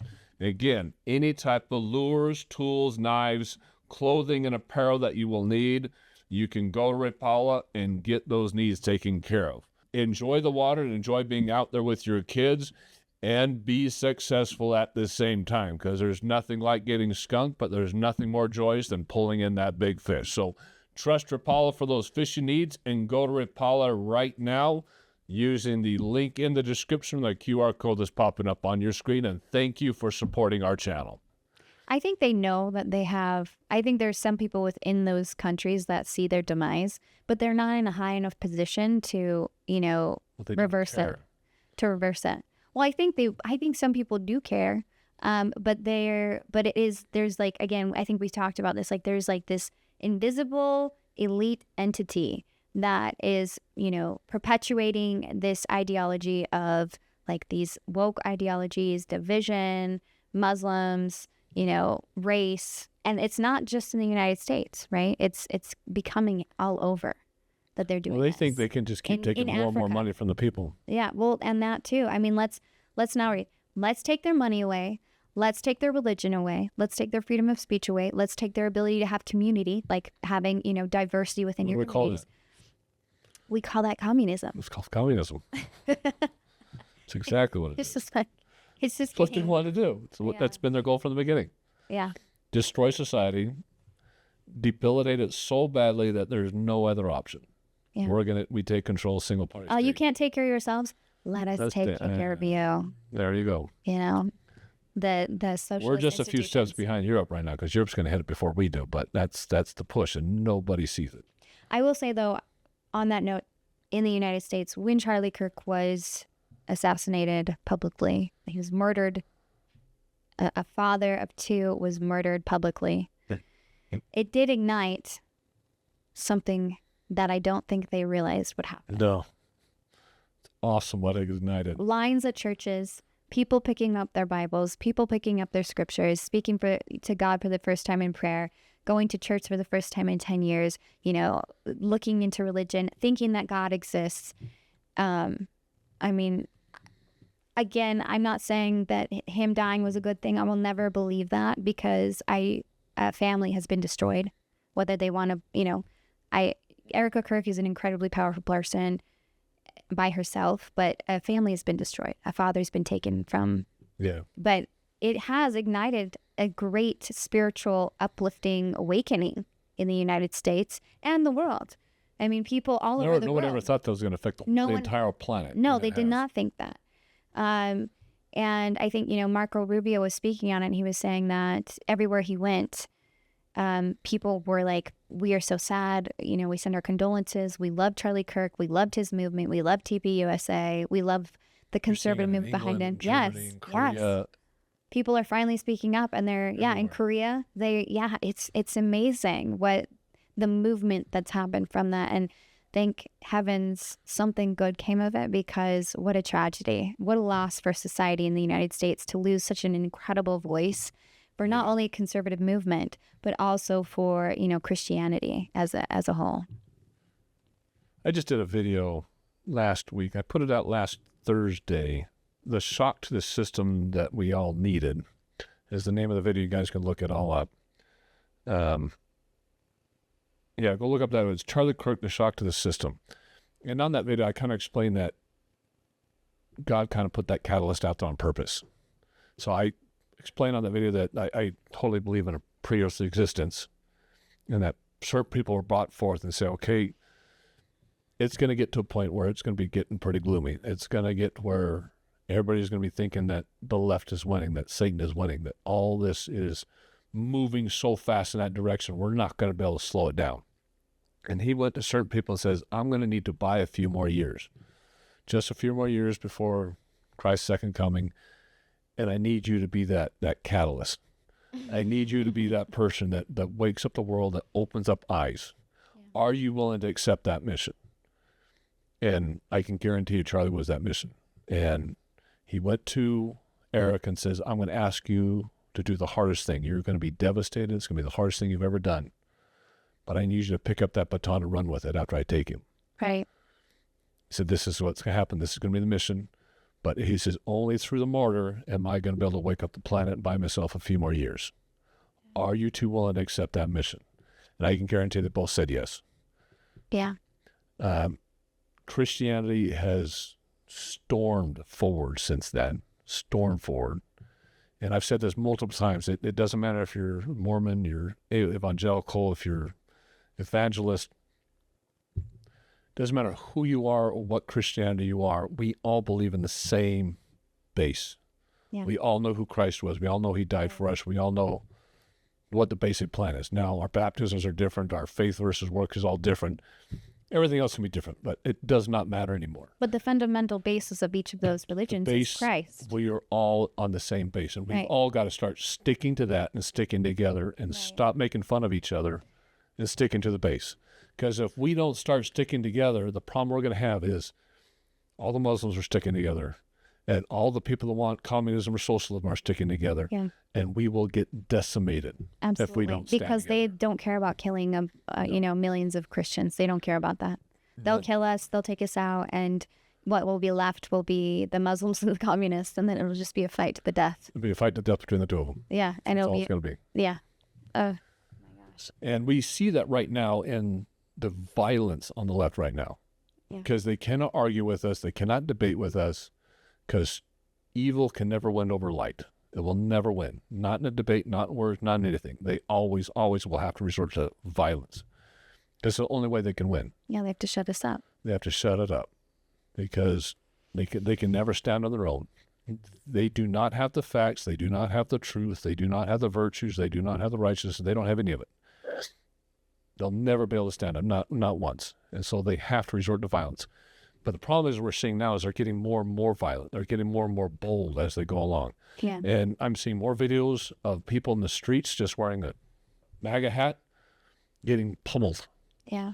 There was a guy yesterday or day before yesterday in California. I think he was out on the beach. I think he had been out and I think it was Santa Monica, where he just had a Jewish symbol on his shirt, and there was a Muslim protest going on, and they started beating him up. He took out 2 or 3 guys with him, but he ended up getting beat up. Yeah. For doing nothing but walking down the sidewalk and having the Jewish star on his shirt. Yeah. They want us to be fearful. Yeah. Of course. And so they are encouraging it, just like this. Stephen Miller posted on X, and he said, "Why do you think they posted this?" And he's posted a tweet from the Governor Newsom's press office, and it says, "Stephen Miller is a fascist." And, obviously the Governor Newsom press office, they reply, and he says, "Because you're a fascist." And, someone below says, "This is very dangerous to be posting, especially in the wake of what happened to Charlie Kirk." And then below that, you have another person say, "Hopefully the rest of the conservative shitheads, get shot like Kirk." And that is what they want. They want that to continue. And honestly, it's despicable. Well, the violence is getting worse. They're making it normal. So they took humanity, and this is how when you dehumanize the planet from caring about violence, and they make violence normal. They make it numb. So when people are killed, it doesn't matter. Oh, somebody died today. A Mormon church was bombed and set on fire, and a bunch of people died. Okay, well, that's normal. We cannot normalize that. They want to dehumanize us. And that's by killing Charlie Kirk in front of thousands of people and letting it go out into the hive. I mean, it literally spread like a virus. Yeah. And ubiquity, I guess is the word you want to say, but it was ubiquitous in the way that it spread. And it has, I hope, in some ways it showed us that some people do not care if people are executed, live. And they celebrate it. They celebrate that violence. They want people to go out and start shooting people. They want people to start picking up arms. We're going to walk through a couple of videos that show this, because people don't really believe how bad the rhetoric and how bad the violence is going to be. But the first video we're going to show here is of another TikToker. And I follow him. He started out a couple months ago, and he's taken off like hot cakes. And so, oh, good. But he's taken off, and he has a lot of followers. But he goes through and explains this whole process of dehumanizing them, vilifying people, and then people just accepting this violence. So let's watch his video real quick. We've been elected to lead, not to blame the other side, not to stoke hate and division and anger and fear. This was a horrific murder that we saw play out. We each have a responsibility to bring this state and this country together, not to continue to divide. Democrats continuously create a permission structure for violence. This is important. I also want you to think about this. How many times have you seen Democrats calling for unity with Trump? Really think about that. How often or how many times have you seen Democrats calling for unity with Trump? Now, I also want you to ask yourself, how many times have they tried to completely destroy him? Now you see a lot of Democrats calling for unity after someone that had their beliefs murdered one of the most influential people on the right in cold blood. It's hypocritical. It seems they want unity when their side has done something wrong. Listen to this, and this is important because, again, when I was talking about the permission structure for violence that Democrats have created and continue to maintain, listen to this. This isn't random. Charlie Kirk's assassination and the celebration of it fits into a historical playbook that has repeated over and over again. When you understand the mechanics, it becomes obvious where America's heading if this isn't confronted. Step 1, define the opponent as evil. Every time Democrats call conservatives fascist, Nazis, or threats to democracy, they aren't just debating. They're branding conservatives as illegitimate outside the boundaries of normal political competition. Here are some historical echoes, right? In the 1930s, Germany called the Jews parasites and rats. 1990s in Rwanda, Tutsis branded cockroaches. 1960s America, civil rights activists dismissed as agitators and communists. Once someone is defined as evil, violence stops being seen as violence. It then becomes defense. Step 2, signal that normal rules don't apply. If conservatives are Nazis, then punching them isn't assault, it's resistance. If Charlie Kirk is a fascist, then shooting him isn't terrorism, it's liberation. This is how permission structures form, not through direct calls for violence, but by shifting the moral framework so opponents no longer qualify for the same protections.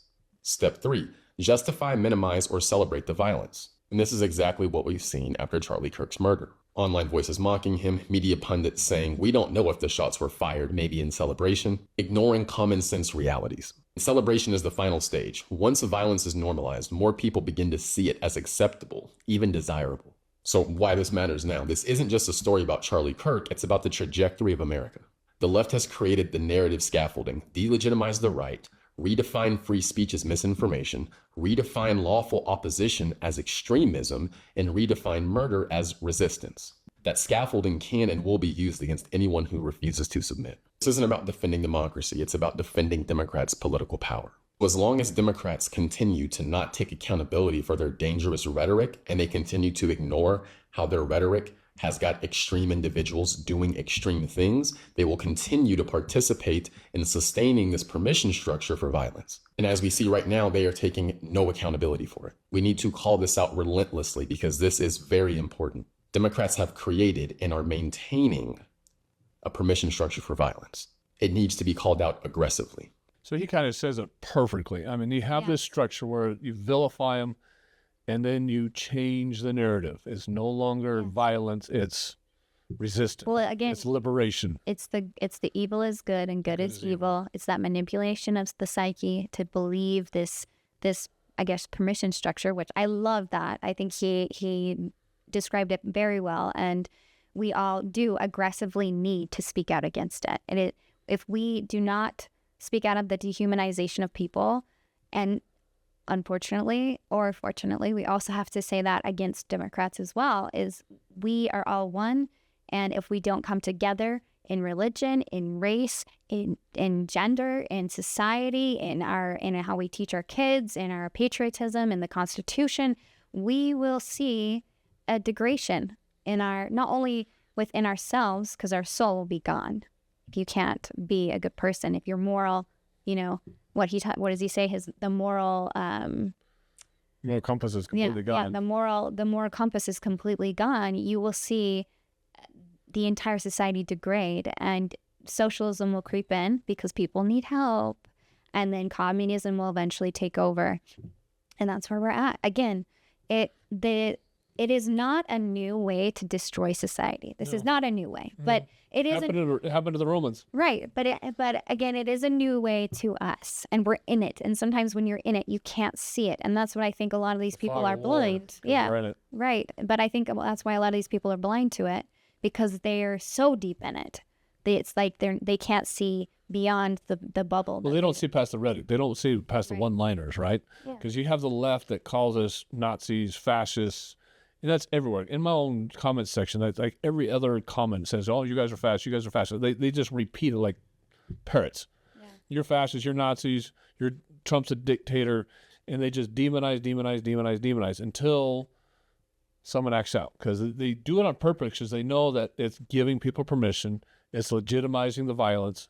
Yeah. It's, like you said, giving them the narrative they need, giving the permission they need to act out with that violence. Yeah. Then once that violence is acted out, then they talk against it because they want to pretend that we're taking the higher road and this is not worthy. Well, the violence becomes liberation, right? Yeah. So it's that manipulation that, oh my gosh, you took out a conservative, we're liberated. The lower people are saying that, but the upper politicians are not doing that. They're trying to take the higher road and stand off and say, no, we didn't promote violence. We're not violent. No, they did the wrong thing. AOC didn't. Hil Harman or whatever her name is. All of them, they didn't. Though. Booker and all these people says we didn't foment any of that. But then they'll let it go by, and then it's back out and doing the same thing. They're fascists, you're fascist, you're racist, and they just keep on going until someone acts out again. And then, we didn't do that. We didn't do anything. We didn't promote violence. We didn't ask them to go out and actively seek you to hurt you and kill you. Is standing against that right now, right? Because they want to pretend they're taking the high road, and then they foment it again. And it's just this continuous pattern. Well, they have no moral values within their party. There are no moral values. It is whoever wins, wins. That's it. It's whoever's on top wins. And it doesn't matter what we do to get there. End justifies the means. Yeah, just get there. And that's what we're seeing in society today. It's really becoming more prevalent. And I think that the shootings are becoming more common. And we're seeing an increase in shootings of Christianity or in Christian churches. So just to show everybody how violent this is getting, we'll show this video. Angry. Go out, buy a gun. It's okay to be angry. Get out of my face now! If you try to stop me from going into a woman's bathroom, Excuse me, it's ma'am. be the last mistake you ever make. It is ma'am. Find that anger, Just because people, hey! harness it to do good in the world. But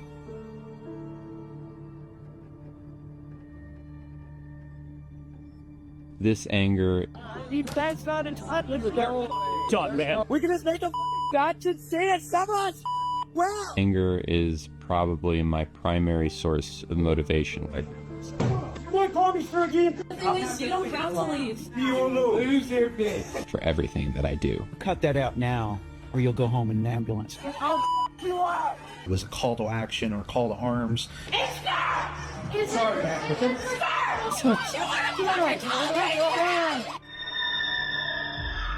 Don't be afraid to show your anger.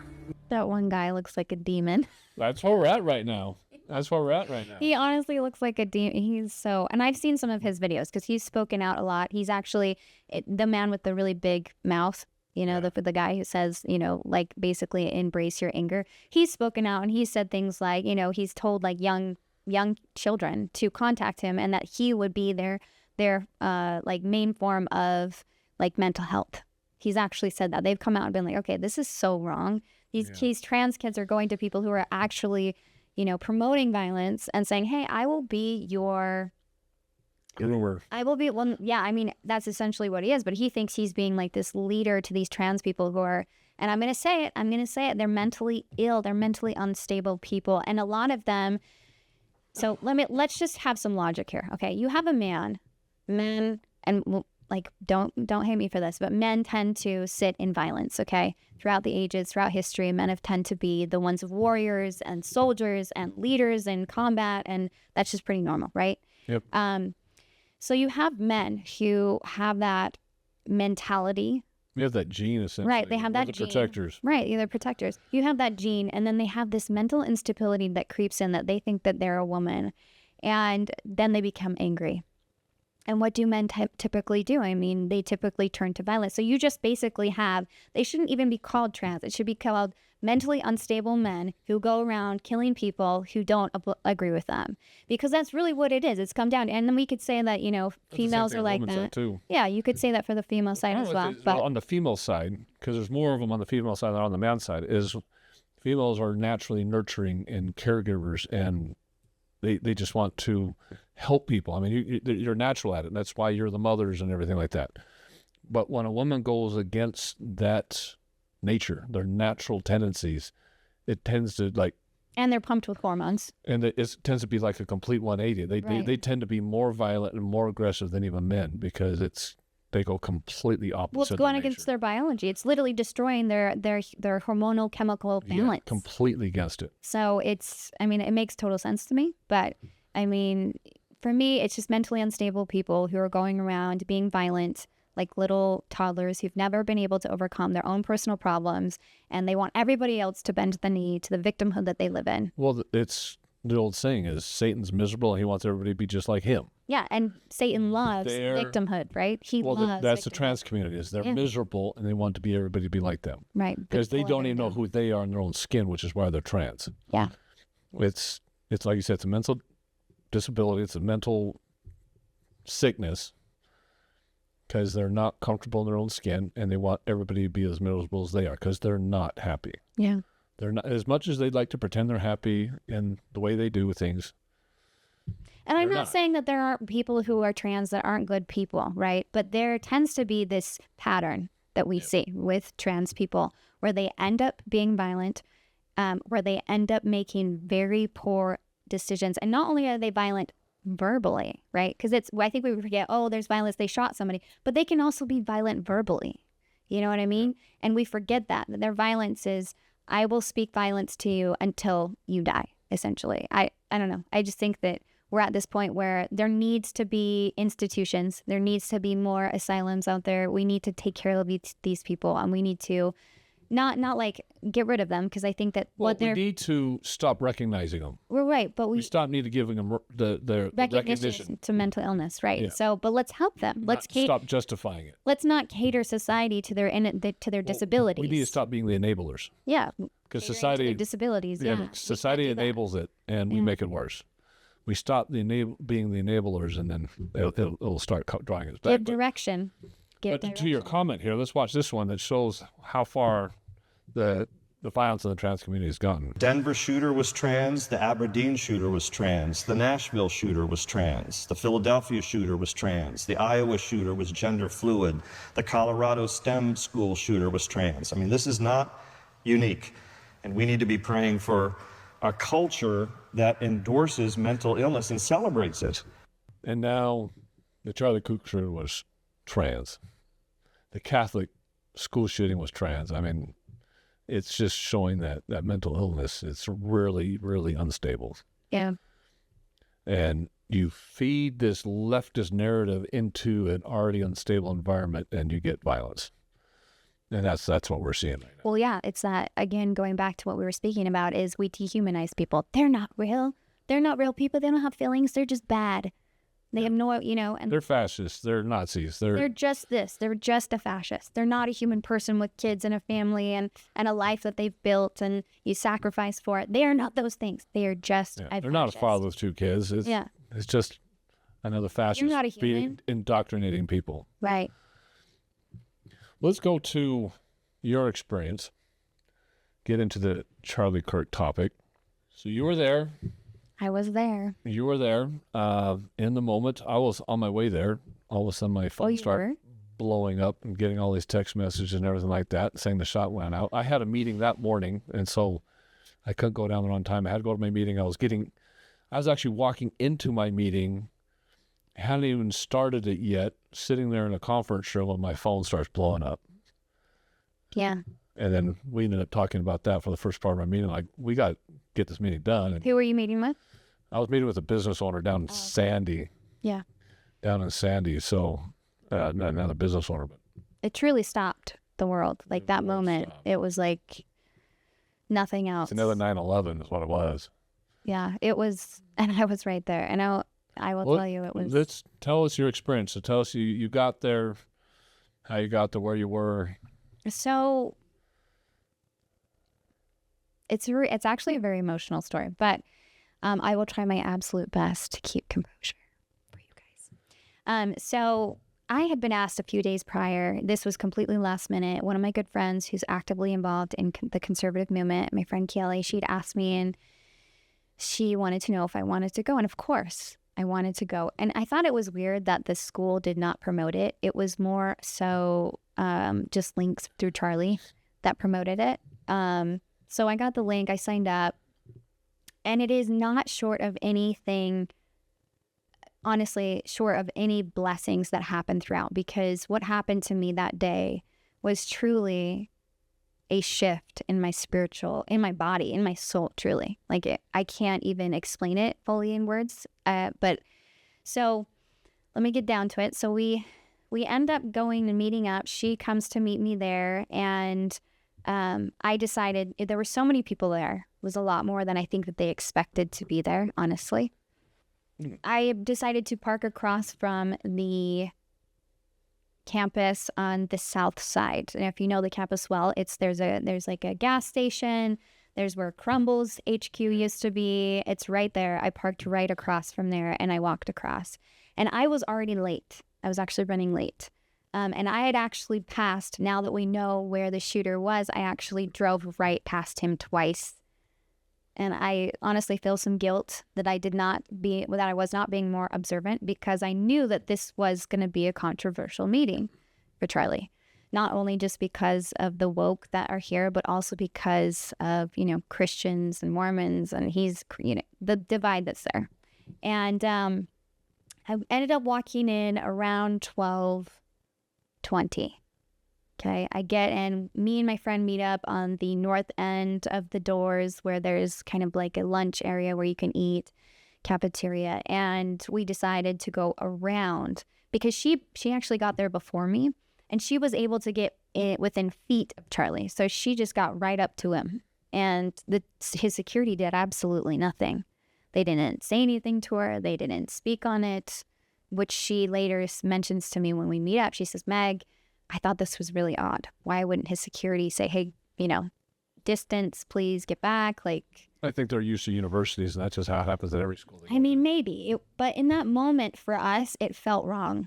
Something didn't feel right from the get-go. It didn't feel right. I mean, there was a lot of great energy. You could tell people were very excited to see him.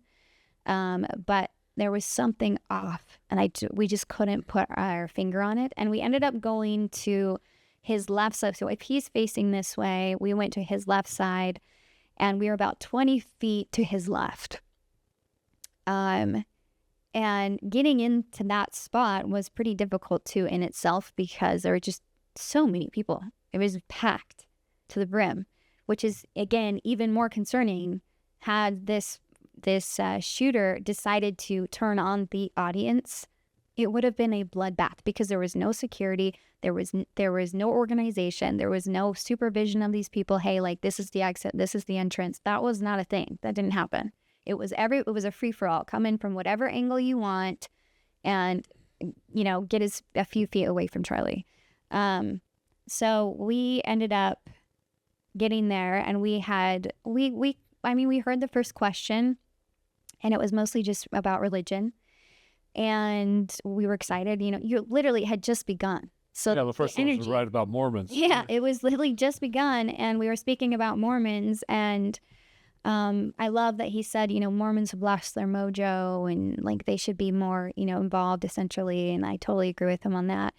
And I had a question for him as well. And then, above us, to the southwest side of us, there was a group of people, the northwest side of us, there was a group of people who were screaming F Charlie Kirk, like a pretty big Were they the ones that had the Palestinian flags and the LGBTQ flags? Yeah, I have a video of it. Yeah, they're trying to promote peace and kindness, but then also speaking hate. Again, that ironic character of the left that's just so illogical and emotional. So they're just sitting there screaming above us. So I told my friend Keely, I said, okay, Keely, I don't want to be underneath them. Let's move over. So we ended up kind of moving over even more to the center, but still to his side. And there was a bush there. And we were standing next to this handicapped woman, which to this day, I feel so bad. I don't know what happened to her. Because there's a fountain right next to him, and you could have fallen. She could have been toppled over. I don't know what happened to this woman, and we still think about her. Me and my friend Kelly were so concerned about her. So I take a video at 12:20, and I'm not really noticing anything unusual at this point, to be honest. I mean, it seemed pretty by the book with Charlie. People were asking questions, and he was giving answers in his same Charlie Kirk way, with his water bottle and his mic, and putting it down and being respectful, and also asking for respect because people were being not so nice. And then we heard the shot, and it was in that moment. Ugh, I'm getting a little bit shaky, but it was in that moment where, again, everything happens in milliseconds. So this moment happened in milliseconds for me. It was like, did we just hear a shot? Did Charlie just get shot? Are there going to be more shots? Are we going to be killed? Is somebody going to come up from behind us? Are they going to shut the doors? Are they inside the campus? And for me, I was the only one on the campus at that time who was using a daycare for their child, because I'm currently enrolled, so I can use the campus's daycare. And my sweet daughter, who at the very last minute, I decided, again, this is a blessing from God, because thank God she wasn't there. I put her in the daycare. And so I'm thinking in that moment, again, all of those things. And also on top of that, my daughter, I need to get to my daughter immediately.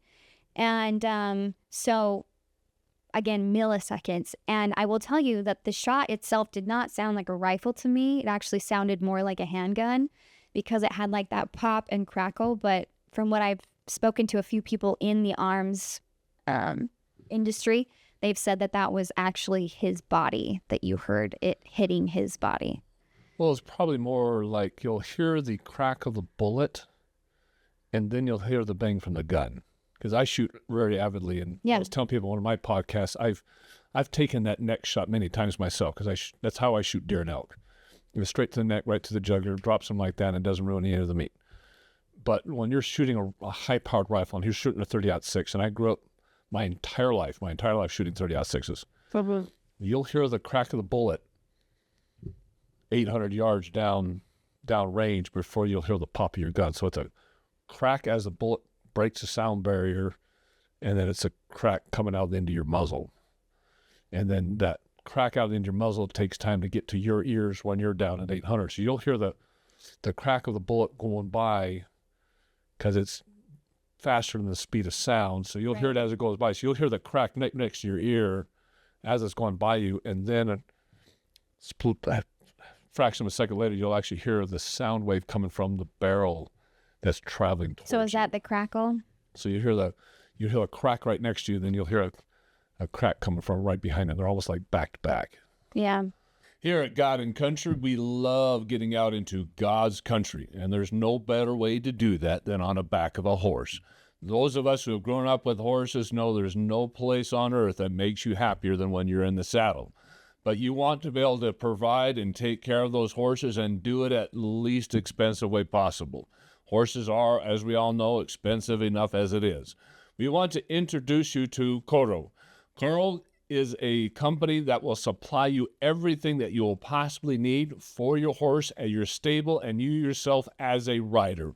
We would love that you would go to our description and click on the code or the QR code that is going to be coming up on your screen and go to Coro for all the needs that you have for your horse. At Coro, you could have anything you'll need for grooming, for hoof care, for first aid, any type of therapeutic supplies, pharmaceutical supplies, or anything you'll possibly need for the stable of the horse itself, like fleeces and blankets and harnesses.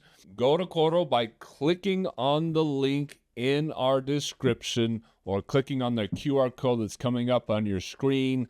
Please support our channel by, again, making any purchases that you need for your horse or stable at Coro. Yeah, it was very loud, and it, like, the sound itself ricocheted within what I would consider a fishbowl, because that's kind of how the area goes. It goes in. Yeah, I know, ricochet everywhere. Just like glass everywhere that surrounds you. So yeah, it was very loud, and I remember someone screaming, and then I knew in that moment, because Charlie did not speak, that he was dead. I knew it. And because we went behind a bush, so we think, and again, this is a blessing to me, I did not see him in person bleeding out in front of me. And I thank the Lord I didn't, because I don't know, because I even saw the video, and that video was vile. Traumatizing. I can't get it out of my head, and now I have to have that and the moment complete.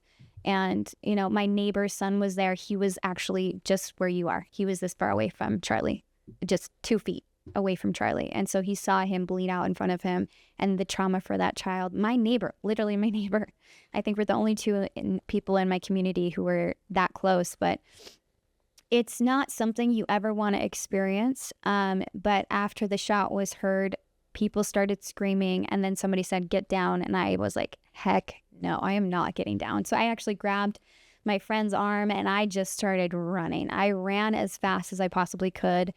She told me I didn't say a single word to her until we got completely safe. And then I spoke to her, but she was like, Megan, what? You know, she's out. She was like just saying all these things like, where do we go? Where do we go? And all I kept doing was just running, getting out of the college, because I knew it so well. I've known it since I was in high school, so I knew it very well and had to escape it. And we got out, and I got out by the fountains that are on the west side. of what happened to Charlie at the far west side. And then we just kept running across the street into oncoming traffic and finally made it. And I tried to go live because I was like, I can't believe this is happening. And I haven't been able to access my Instagram since that day. Instagram has shut my account down. I can't get in it. Can't get in it. And that's still a conspiracy for me. I still don't understand it. And I've contacted Meta multiple times saying, hey, this is what happened. I tried to go live and you guys completely shut my account down. But yeah, it was. And then as soon as we got to the car, I went straight to go get my daughter, and it was on lockdown. So that was a little bit scary for me because the lights were out and they had to, do like a, hey, is this Megan? And I had to respond. And then they said, okay, you can get your daughter. It was extremely, extremely scary moments for my life. And I feel like it was a very spiritual experience at the same time because in my heart tells me that there were demons and that there were angels there and that they were there to witness this experience. And for whatever divine purpose God has, there were many people who were there to witness it as well. And I know that there were wonderful people there that were just beat away from Lyman was there. The devil thinks that he's destroying something when actually he just completed God's plan. Yeah, there's a divine purpose in this, and I felt it deeply. He just launched Christianity worldwide. Yeah. Just launched in a way he never could have done while he was alive. I mean, he was reaching millions while he was alive. Yeah.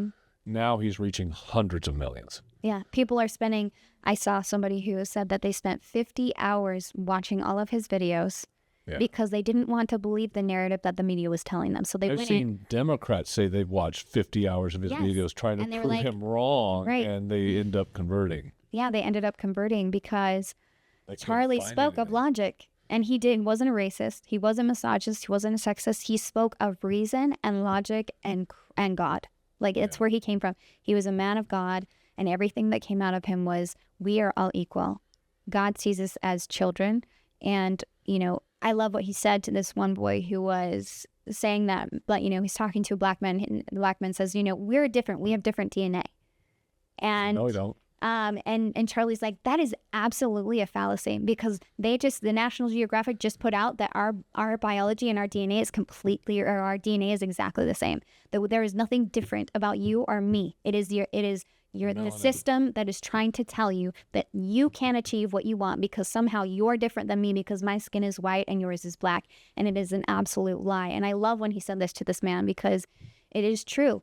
What Charlie preached was, stop being the victim. Stop being the victim. Stop leaning into the system that tells you who you're going to be. Find God and you will find yourself. God is where freedom is. And I love that. I love that message. And I absolutely believe that from the deepest parts of my heart. And that experience changed me. I haven't stopped reading the scriptures since that happened. I've literally not stopped. I read it the moment I wake and I read it when I go to bed. And I read the Constitution constantly in my car. I'm teaching I'm like, there is no way I'm not going to have my kids not know the Constitution back and forth and not know the scriptures back and forth because it will absolutely save them at the end of the day because it's the only thing that will save them at the end of the day. It's not the only thing. Yeah, it's the only thing that will save you at the end of the day. And if your heart is in Christ, your identity is full and your heart is full and it's the woke ideologies out there won't stick on you. No, it can't. It's completely lost. It will be completely lost.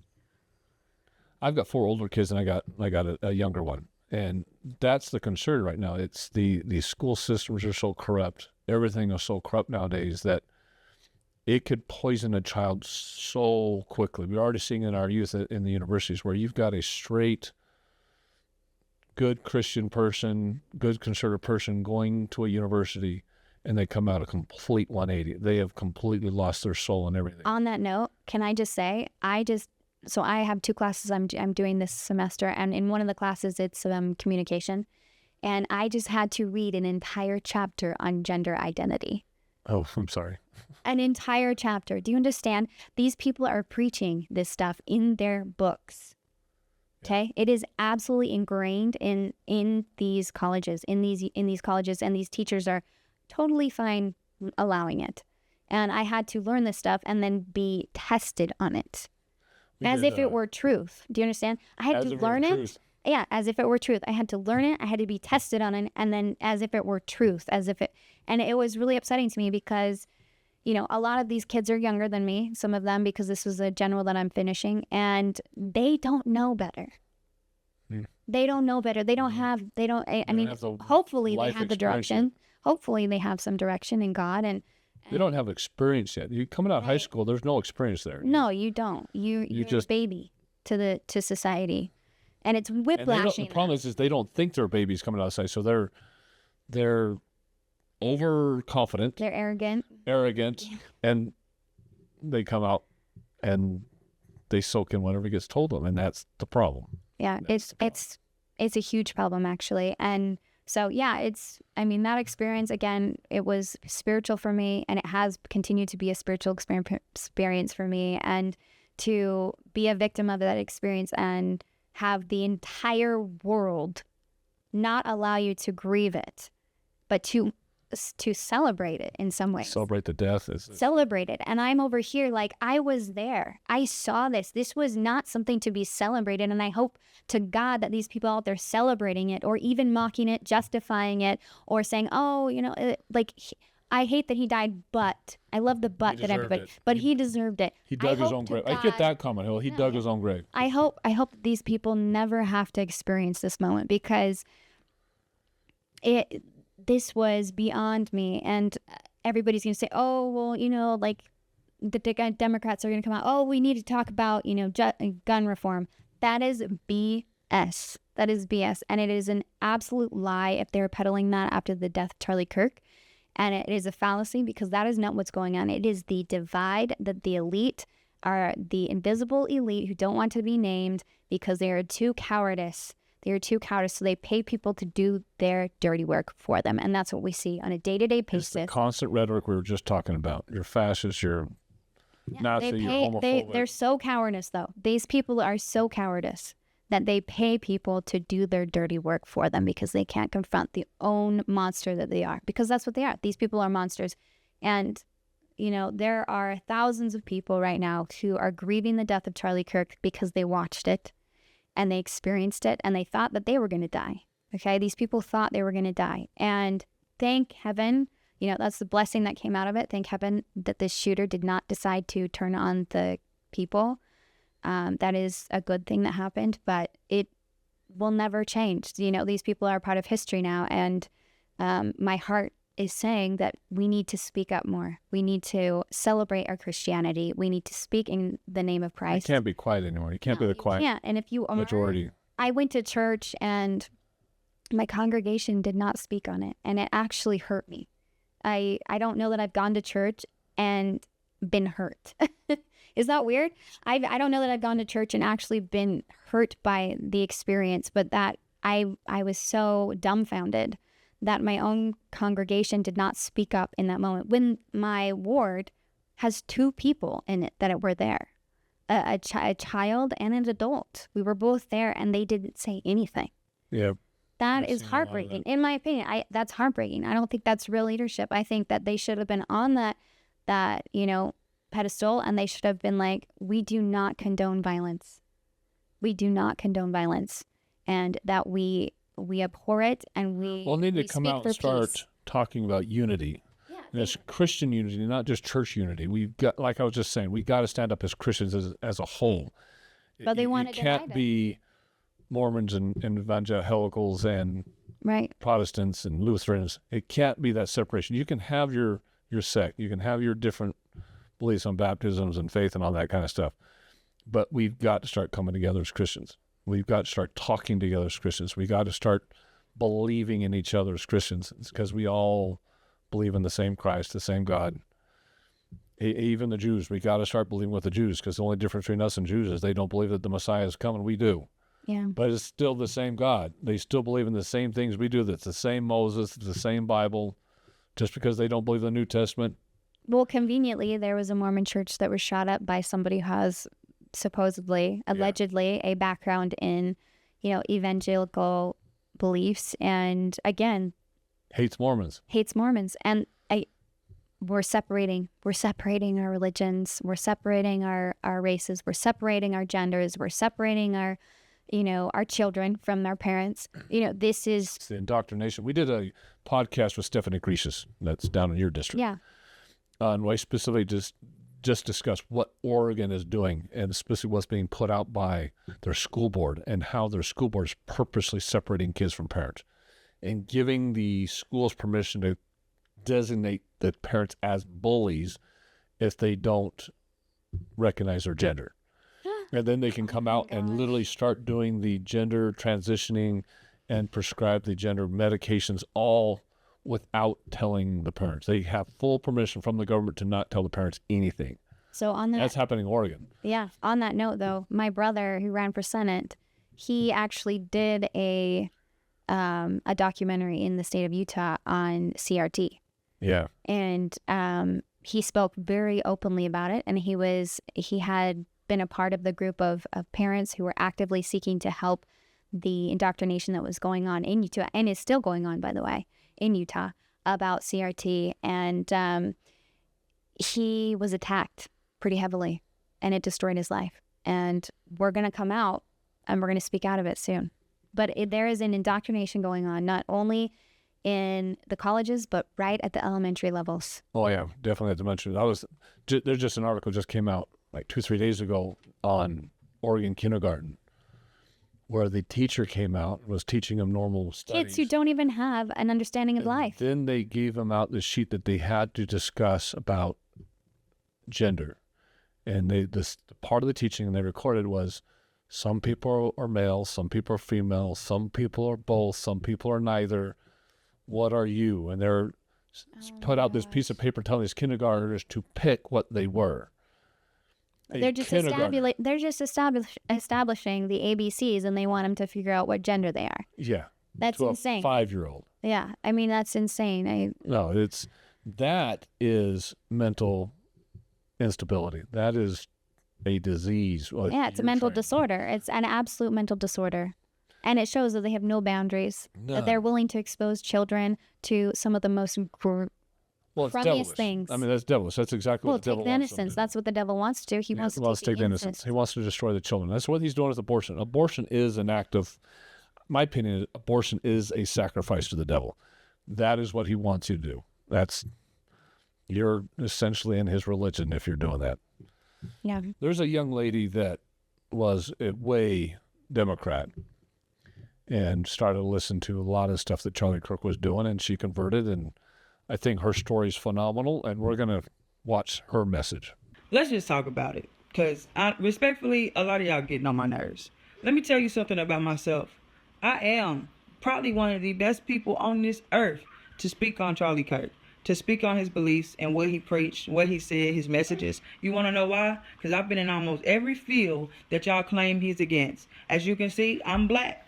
Blizzy black. Do you hear me? I'm a woman. I am a female. But y'all claim he is a sexist. Guess what else that I was? I was a member of the rainbow community, the alphabet community. For over 10 years of my life, I consider myself to be lesbian. You see this little white stuff on my shirt right here? You want to know what that is? It's baby throw up. You want to know why it's baby throw up? Because the Lord has blessed me with a husband and 3 kids after I gave my life to him, was filled with the Holy Spirit and born again. But you want to tell me, you hear that sweet voice?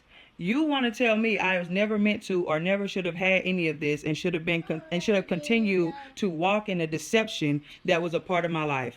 Get out of here. I support and approve much of what Charlie Kirk said because I lived it, I went through it, and I testify that doing things God's way is better, that me being black never was a hindrance, and that me being a woman is totally fine. You want to know why? I have a master's degree and I choose to be a stay-at-home mother. Oh, that's gonna tick somebody off, ain't it? Yup, I sit at home all day with my 3 kids, taking care of them because my family will forever be more important than my career. But wait, that's not all. Let me include this really important detail. When I was 4 years old, my dad was unalived just a month before my 5th birthday. So don't come into my comments saying I had more opportunities than this person or that person. I was raised by a single mother who worked in a factory till this day. So get out of here, okay?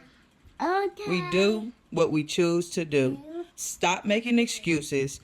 listen to Charlie Kirk and understand that through the power of God, through the power of Jesus Christ, you can be more than conquerors. And Black community, you want to know what's really wrong with us? We ran away from Jesus and ran to the government. Yeah. I've been trying to say that this whole time. She puts it so well. We ran away from Jesus. I could have said it better. We ran away from Jesus and ran to the government. We did a podcast with Burgess Owens, and that's what we talked about is how the government has just enslaved the minorities, the Black community, the illegal alien community, by getting them hooked on food stamps and all this government assistance, because it's what it is, it's slavery, because now they got... It's victimhood. It's victimhood. Now they got a permanent voter. And that's why Gavin Newsom was out here saying, oh, they're fascists. They're fascists. They're so bad because he's got to keep his illegal immigrants to keep his California status. She could not have said it better. She's Black. She's a woman. She was part of the LGBTQ community, and she found God. God fixes everything. Jesus fixes everything. That is what we're trying to say is, I don't care what religion you are. I don't care what sect you're part of. You've got to find Christ, because if you don't, then we're going to destroy ourselves. Absolutely destroy ourselves, because there's no values. There's no morals. You can't get morals and values from a piece of paper. You can't get it from a document. You can't get it from a law. You also can't get your values and beliefs from someone else either.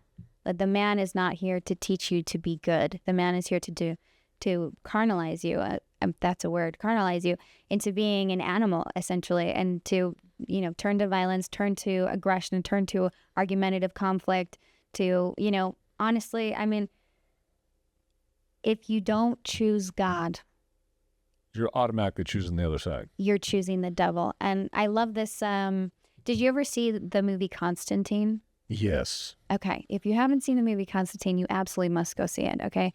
But there is a part in that movie where, Keanu Reeves is speaking to the officer that her sister, who is a twin, and her twin has died. And she says, they're speaking about the devil, and he goes, do you believe in the devil, or do you believe in Satan? And she goes, I don't, I don't believe in any of that hocus pocus stuff, basically. And I'm totally paraphrasing right now. But he goes, well, the devil believes in you. So even if you don't believe in the devil and you don't believe in all these things that some people think is just hocus pocus, I can guarantee you, he is right next to you, whispering in your ear, telling you not to believe in even him, because you know what the devil loves? Satan loves to see you in limbo. He loves to see you doing absolutely nothing with your life. Do nothing with your life. Don't try to exceed or challenge yourself. Sit in one spot for the rest of your life doing nothing and live off the government. That's what he loves. He wants you to basically be a parasite on others and not seek to improve yourself or your surroundings. You destroy yourself. Not only do you destroy yourself, you destroy the next generations. Right. Because you'll teach your kids that way, and their next kid will teach their kids that way. Stars apply. And that's how you lose entire generations. And that's what we've seen in the Black communities. They've lost entire generations to this because they just don't teach the next generation. Yeah. There's no family values in there. Fathers are not in homes anymore. They're the most violent community. You know what's interesting, though, that I found out is that, and this is just based on what Charlie Kirk has said, that Black Americans are the wealthiest Blacks in the world, though. Yes. Isn't that crazy? They are the most praised and supported and wealthiest in the world, and yet they still feel oppressed. And that is not because of society. That is because of something that they've taught themselves within their own degrading culture. Okay? You have rappers. You have these people who, like, the rap Beyonce, culture. I'm the queen, listen to me. No, listen to God. Put Beyonce down and turn on the hymns of Jesus. Pull out your Bible and start speaking the word of God. And I can guarantee you that the demons that you fight on your daily basis will subside. That if you fill your heart with the word of God, you will continue to be able to progress in your life and see the light. And you know what, even more important than seeing the light is spreading the light. Spreading light. And it's getting self-esteem too. It's believing in yourself that I can. You get rid of the victim mentality. Yes. And you actually start working. Yeah. Your work ethic comes up. Your economic situation comes up. Because it's not just believing God. Because once your self-esteem goes up and your work ethic goes up, your economic situation goes up. Everything improves. Your family situation gets better. The relationship with your parents, your kids, your brothers and sisters, all of it gets better. Then that permeates out, and all of a sudden your relationship with your community gets better, or you move to a community where you get along better. Right. Everything becomes better. Yeah. Because you started that little seed. Well, because you also have this mentality of, God does not see you as a race. He does not see you as like this systemic problem, right? He doesn't see you as this, box that society wants to put you in, of which I believe Charlie Kirk preached a lot of, is that the system is built against you. And even Elon Musk has spoken about this. He said that the system wants men to focus entirely on sexuality. They want them to be bored and turn to porn and to ruin their lives and to be distracted by the things that will literally destroy you. And I love that Elon Musk came out and said that. Right, because it creates fatherless homes. Yeah, it creates fatherless destroys homes. the family. It destroys the family, and it takes away your soul, essentially, and you don't have a direction or moral compass or good character, and you end up in believing everything that's put in front of you, which is what the Democratic Party right now, the Democratic Party hasn't always been that way, but it is right now, it believes whatever is put in front of them. Well, in order to have socialism and communism, you can't have family. It's got to be. And you also can't have your own mind. You have to be communal. Everything's got to be communal. The kids are communal. Your beliefs are communal. Money's communal. Property's communal. Everything's communal because the state is the God. Right. And Kamala Harris came out and said that. The kids are not just their own. They're everybody's. Yes. The kids are all of ours. That's communism verbatim. Yeah. Her father was also prevalent in the communist beliefs, right? I mean, it's common sense now that we know that her father believed in it, and she probably was propagated to believe that as a child, and now she has no idea, in my opinion, what is a good character and what is a bad character. She just has this communist directive within her mind. There's a superintendent in Oklahoma named Ryan Walters that is leaving his job, and he's going to be fighting against the teachers' unions and fighting against this indoctrination. Because that's what he's seeing is there, even in such a red state like Oklahoma or Utah, that's what's happening in our schools. It's just straight up indoctrination. And a lot of that's coming from our teachers' unions, where they are no longer concerned about the student. The fact their last goal is the student. All they care about is their teacher staying in power, their ideology getting proliferated out there, their woke culture, their indoctrination, their narrative is one that gets out there. Yeah. And the other part of it is just the straight up money. They get the taxpayer dollars, they get the money, all the money goes to them. And so he's going against that. But the other benefit he's doing, and you'll listen to this video, is he's actively putting a turning point chapter in every single high school in Oklahoma. And that could do nothing but benefit every single high school student over there and give them the ammunition they need against what you're talking about, which is this indoctrination, being able to think for themselves. Yeah. So we'll just watch this real quick.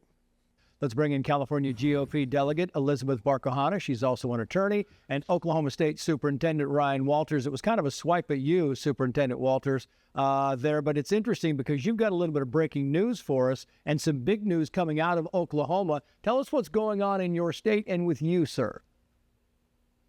Yes, sir. I'm excited to announce I'll be stepping down as Oklahoma State Superintendent and taking on the role as the CEO of the Teacher Freedom Alliance. We're going to destroy the teachers' unions. We have seen the teachers' unions use money and power to corrupt our schools, to undermine our schools. We are one of the biggest grassroots organizations in the country. We will build an army of teachers to defeat the teachers' unions once and for all. So this fight's going national, and we will get our schools back on track. We will not allow any further union control.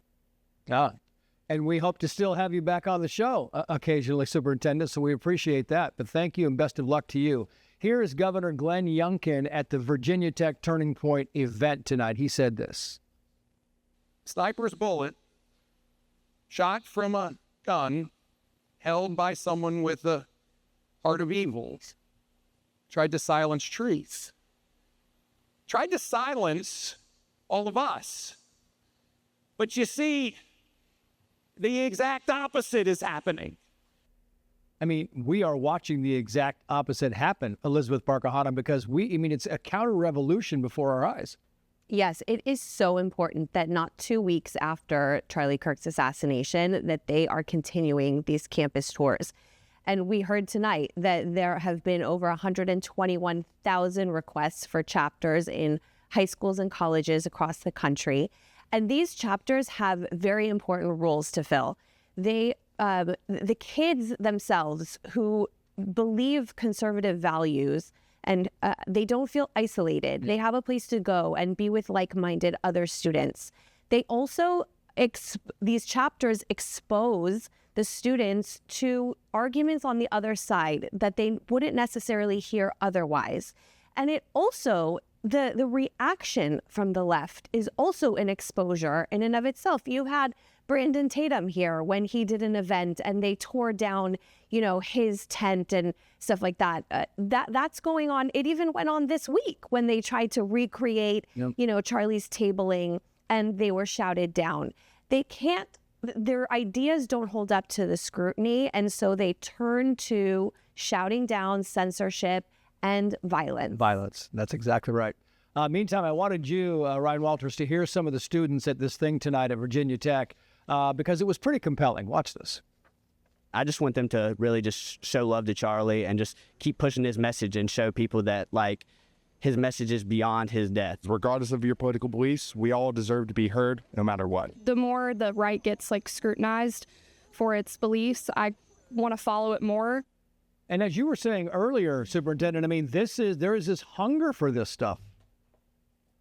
Oh, that's exactly right. That's why we put Turning Point USA in every high school in Oklahoma. We're very proud to do it because students need to understand American exceptionalism, and part of that is freedom of speech, engaging other people with different viewpoints, sharing your faith, sharing what you believe in. And again, Charlie Kirk has left the most tremendous legacy, and the students are gravitating towards it. We've never seen a national movement like this of so many kids, so many parents, so willing to step up and say, listen, we have got to get the country back on track. We've got to turn away from this radical leftism, that just the hate and vitriol coming out of that. Let's get back to a place where we can talk to each other, openly discuss.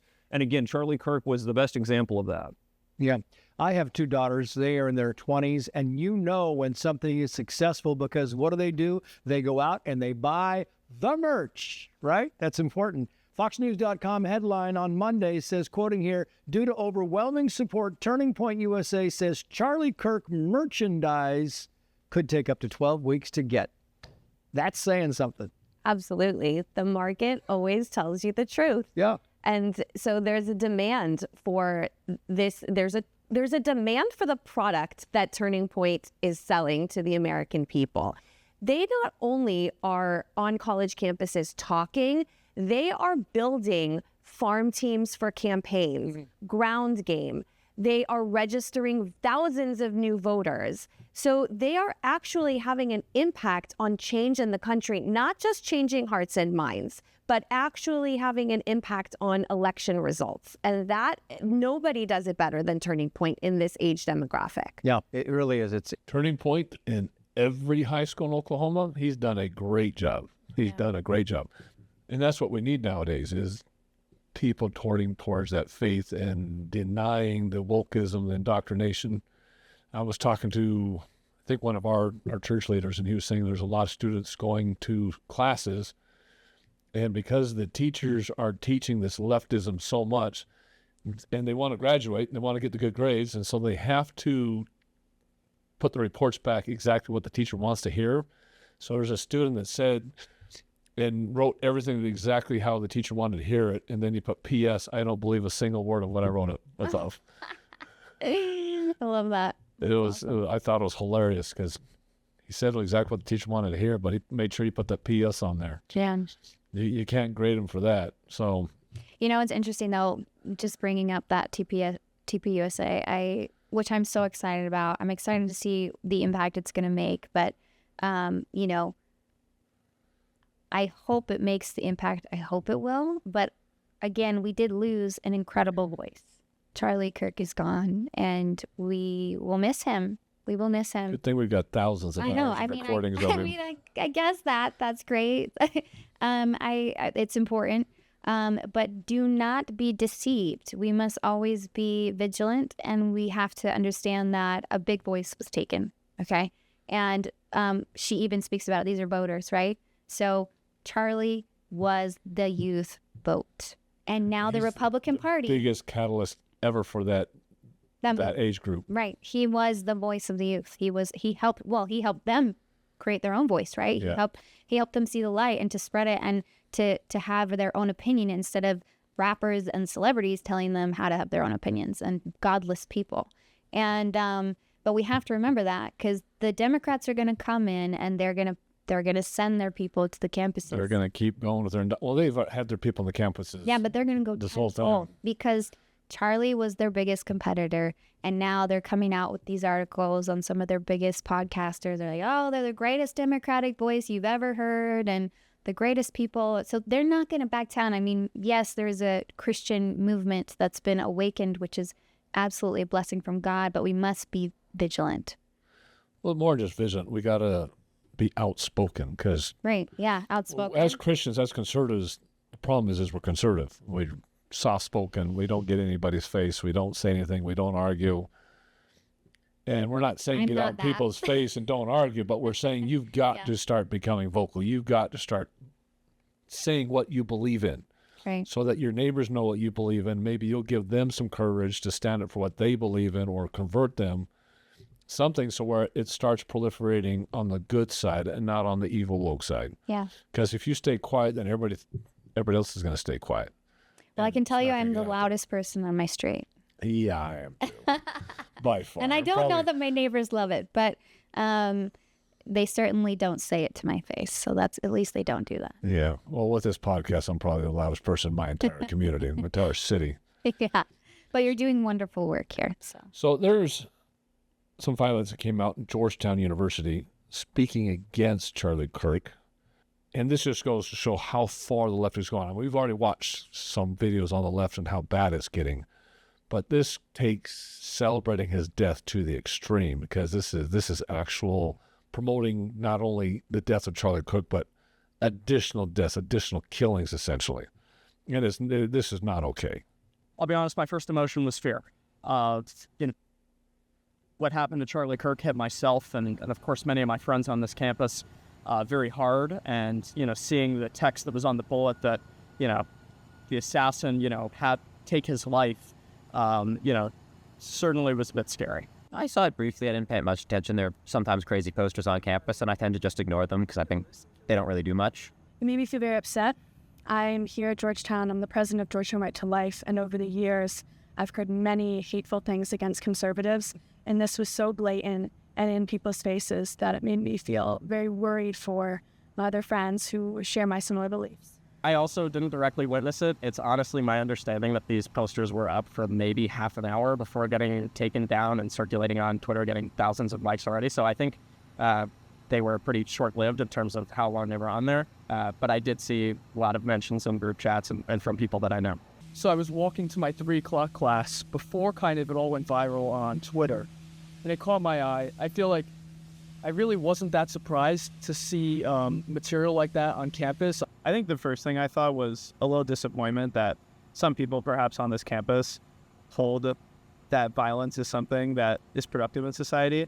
And my second thought was kind of a worry that if this ended up blowing out of proportion, that we might be the next target to get defunded. Like if Trump, somehow saw this. We already have Lyndon McMahon posting on X about it, Ted Cruz posting. I think one of the things I worried about is Trump going to target us next? We already have National Guard outside, which I think has been scary for a lot of students. I've seen other material that likens Trump to Hitler, the conservatives to fascists, and the conservative movement on campus to Nazism.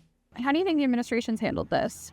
I think I've seen all the posters been ripped down, so I think they've done a good enough job. I, for one, have not seen any news from the administration directly. Typically when events of hatred or hate crimes occur on campus against other groups, religious groups, and then there's a school-wide email condemning some sort of act.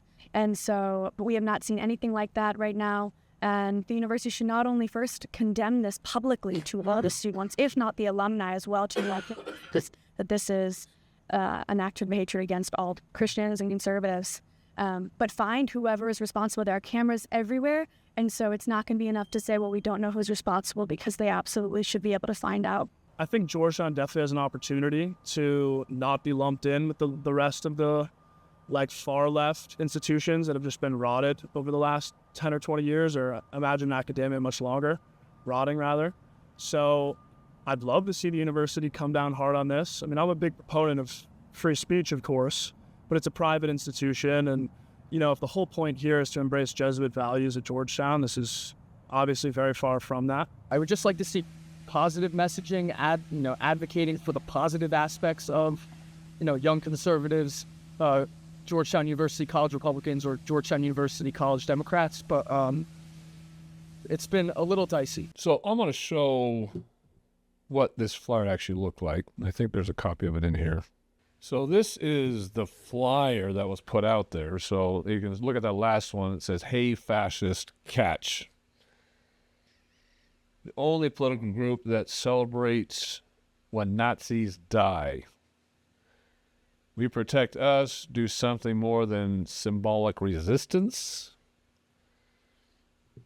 So you can see they're actually promoting more of what happened. I mean, that's open promotion of what happened to Charlie Kirk. I mean, the only one that celebrates when Nazis die. So again, they're calling us Nazis, but they actually want us, the conservatives, to die. Yeah. And they're specifically saying do more than just symbolic resistance, do more than just talk is what essentially what they're saying. They actually are saying get out there and become more violent and actually kill more people. And that's just an open death threat right there. That's on campus. Yeah. And it's not the only campus doing that. It's right. I mean, we're seeing the proliferation of violence against Jews just all over the world. And now there's a massive, massive attack against Christianity itself. And everything that we believe in. I've always stated that the problem with the left is they don't want responsibility, that anything that teaches responsibility, anything that teaches morals and values, they're against. Why? Because they're of that liberation movement. You're free to do whatever it is you want to do, whenever it is you want to do it, without consequences. They don't want consequences to their actions. They don't want responsibility. They think everything's holding them down. There should be no rules. I'm entitled to this misery, and I will be a victim of this misery, and how dare you take it from me? Yeah, exactly. So that's why they're so against religion, is because anything that teaches God, anything that teaches that you have to obey something, you have to obey commandments, you have to obey righteous principles, they're against it. You have to make effort. Yeah. And they're against anything that requires adhering to anybody or answering to anybody. Yeah. Little do they know that they probably had really bad if they actually get socialism or communism, they'll be doing a lot more of answering to a lot more people than they realize, because you will have zero control of your life. None. Not of your money, not of your social status, nothing. Yeah. And these colleges, on the note of colleges though too, is, and I think Charlie Kirk preached this a lot, is that sometimes you go into college and they teach you how to think. But we should be teaching kids, or teaching them, like, this is our ideology, this is what you have to think, instead of teaching them how to think and how to have their own opinions and how to critically think. And we're missing that society, and we absolutely need to ask more questions, and we need to think more about how things are run, and we need to be allowed to speak our mind. And obviously there are repercussions and consequences, as we know, but to be silent is death in itself. I pulled this thing up just to kind of show everybody how bad this is, but this is straight off of Wikipedia. And this is showing all the attacks against Christianity just within the last couple of years. And how many people have died. So then, up to September 28th, 2025, the Grand Block, Michigan was just happened with the LDS Church, and that's what we're going to point out here, was literally just happened. More than 5 dead now, because now they're still uncovering bodies within the church that burned in there. Yeah, it collapsed from the fire. So they had 4 that died from the guy himself, and then plus whatever they find with the body. It was just horrific when it's happened. I mean, imagine. When it happened, when I found out, I was in Sacrament.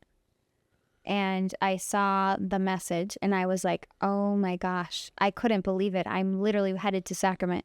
And I'll be honest, I was a little edgy. It made me a little edgy in Sacrament. I was like, okay, is somebody going to sit back here? Deep blue state in Michigan, You're in the most Muslim prolific state out there, and that's what I thought they were going to come out as. It's some. No, it's some. And it wasn't. It was an ex-Marine who should have been protecting people. Right. That's why it's even more suspicious. Well, it's more the rhetoric, right? That's how bad the rhetoric is. If you're converting, Well, you got to divide the Christians. They just came together. Yeah. For the memorial. You're dividing the Christians. You're dividing the So now we got to veterans. destroy it. Don't you dare support Mormons. Don't you dare support Christianity. Don't you? You know, and that's the narrative they want to put out, and they want to. Oh, you are divided. Don't forget. No, that's. And we're huge supporters of our veterans. We're huge supporters of anything Christian, and it's sad to see that one of our veterans went to that.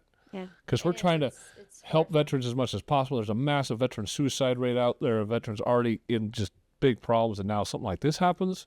It's just sad on all sides. But going back to it is really sad. This Wikipedia post, I mean, you have 5+ that died just now in LeBlanc. You've got 3 in Minnesota. The Annunciation of the Catholic Church shooting. Over the last Lexington, Kentucky, you got 3 more. several years. Madison, Wisconsin, 3 more. Houston, Texas, 1. New Jersey, 1. Nashville, Tennessee, 7. What was that? The Nashville school shooting.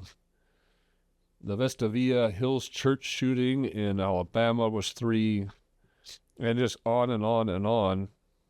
Clear down to, well, I think let's clear back to 1884, but most of these just happened in the 2000s. I mean, just since 2002, you got the vast majority of them. And look at the Charleston, South Carolina. There's 9 in the Charleston church shooting.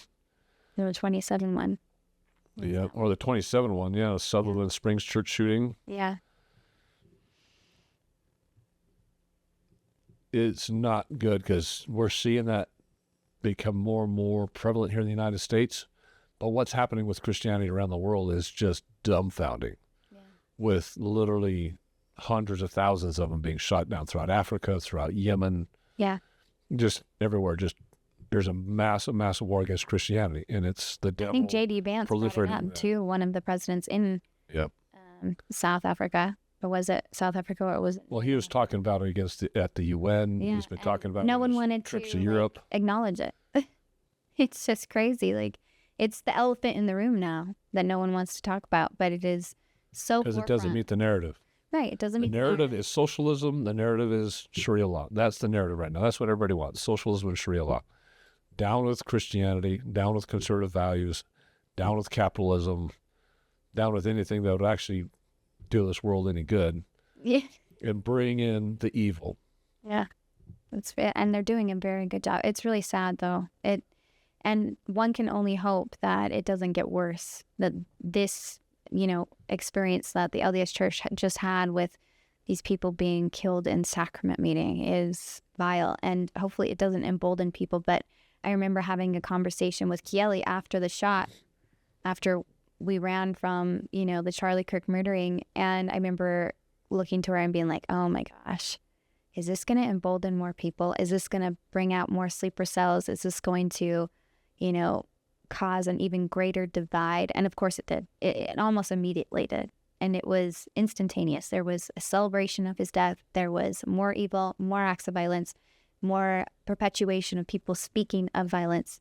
And sadly, my optimism said, no, it'll be better, but it's not. Well, sadly, on my side of things, this is all noted in Scripture because it says in the Bible prolifically that there's going to be a separation of the wheat and the tares in the last days. Right. And but not everybody believes that, right? So that's what's happening right now. The wheat and the tares are separating. Yeah, but even if you don't believe in the biblical foretell of it, you should also know that just in basic reality, okay, the more we speak of violence, the more you're going to see of it. The longer war is, the more it spreads. These are common things. If we do not silence the evil and we don't turn to peace and unity, we will see things we have never dreamed of in the United States. And it is way closer than I think any of us Which is why we as Christians need to stand together more now that this is happening. I mean, Charlie Kirk didn't promote one religion over the other. He thought fully that it was a great idea that Mormons have our missionaries out there everywhere throughout the country. He actually, just moments before his death, was saying that he admired that of our church. He loved Mormons. Yeah. Yeah. but he's an evangelical. I have People on his staff are Mormons. hundreds of friends that are evangelical. Well, actually, my actual best friend is evangelical, and he's out in California, and I feel sorry for him for living out there. I make fun of him all the time for it. I would too. And he says, I'm trying to get out, but if we don't stand together, we're going to fall. I mean, God has always said, if you're not one, you're not mine. And it's a reason, because if you don't stand together, if you're divided, they're just going to start picking us off. I mean, if you look at lions in Africa and they're running against the antelope or something like that, they're going to pick off one of them that just separates from the group. And that's what's happening. Yeah, they're picking us off one by They're one. just picking us off one by one. And if we don't start being louder more often and standing together, that's what's going to happen. This is going to proliferate. Sharia law is going to start taking over. They're going to start, like they said, outbreeding us. And what destruction they don't create, socialism will destroy. You know, I hope that my hope from the Charlie Kirk assassination and this experience with the, attack on the Mormons in the church is that there will be an uprising in Utah, that it'll awaken the sleepy Latter-day Saints, because there's a lot. But they are very powerful people. These are very patriotic. They're silent. They're peaceful. But they are so patriotic, and they know the gospel. They know the Constitution. They're good people. And I hope that this experience awakens their soul and awakens them to the spirit that's saying, speak up. Do more. Do more in your community. Don't be afraid. The Lord is with you. I am with you. I am by your side. He is there carrying you throughout the trials, and be able to speak up and say, I am a follower of Christ, and I am LDS, and I'm here to speak of peace. I mean, if everybody in the LDS religion were to go onto social media right now and record themselves speaking their testimony, how powerful would that be? Yeah. Say something about Charlie, because it's the one of the pet peeves. Or even just say something kind about Charlie. I mean, they can't even One of the pet peeves I have is of my own religion is they try to isolate themselves from the other Christian religions. And there's a lot of the Christian religions that try to isolate themselves. And I'm specifically saying, stop trying to isolate yourself. Yeah. And become part of the Christian community, because we got to stand together. Absolutely. If we don't stand together, we'll fall. And we'll fall. Did you watch the memorial for Charlie Kirk? Yeah. It was so moving. So moving. It was so moving. Erika Kirk's forgiveness moment from the shooter. Dumbfounding. Oh no, I immediately said to myself, I must forgive. I must forgive. It was so moving, and I know it moved a lot of people. Tim Allen came out. I don't know if you saw that, but Tim Allen, the actor, came out and said that he was so moved by her forgiveness that he openly forgave the person that killed his dad. And that is such a powerful moment. A powerful moment. And people were out there mocking her. It's like, do you know what it takes? Do you know the nobility inside of that? She struggled with it, because you could tell. Celestial excellence. You could tell that she was thinking about it right up to the moment. She's probably been thinking about it for days. I'm going to do this. I'm going to do this, but I'm going to do this. But I guarantee that was the first time she actually said it out loud. Oh, 100%, yeah. She actually said it out loud, and saying it out loud probably is released way her. Different than saying it in your head. It is. It's much more powerful. Yeah, it's self-convincing. Yeah, and she probably convinced herself just as much as she convinced the rest of us. Right. By doing that. Another powerful moment is what J.D. Vance said, that he spoke more about Jesus in the last 2 weeks than he ever did his entire political career. Yeah, he did that, and he also spoke on how he hoped to be a better husband, which I loved. He was like, Charlie Kirk never yelled at his wife. He never raised his voice. And I can only hope that we can all be just like Charlie in that way. But there was more talk about Jesus in those talks. I mean, every single person that got up there. Tulsi was Tulsi amazing. got up there. Hers was RFK incredible. spoke about it. Marco Rubio was amazing. Rubio was amazing. His talk, I was like, I hope he runs for president. And if he doesn't run for president, he better be VP. Yeah. He was and Marco Rubio has always been incredible. Oh, I would love to see a Vance Rubio ticket. That'd be awesome. It would be amazing. It would be the golden ticket, in my opinion. I think those two are absolutely incredible human beings. But Marco Rubio's We'd get the Latin vote, that's for sure. Yeah. That, but also just his speech, though, it said so much about him, and it was powerful, and it moved me. And I don't know. Stephen Miller, I thought his was a message not to us, to be honest. I don't know if you listened very closely to his his speech, but Stephen Miller was very specific. Yes. And he was like, you are nothing. And he just kept saying, you are nothing. I don't think he was speaking to us. He was speaking to the Democrats. He was speaking to the evil. He was speaking to the people who killed Charlie. And it was very clear because he can be a lot more eloquent. And Well, he didn't choose to. No, There's he a was little not. righteous indignation in there. Yeah, he was definitely more aggressive with I his saw a lot of that when Erika came out with her first speech, and she looked to the camera and says, "You don't know what you've woken up in this wife." Yeah. Well, everyone is saying that that's vengeance, but that's not vengeance. It's justice. righteous indignation. It's, Right, but it's justice. So, like, you can forgive gonna somebody. fight back.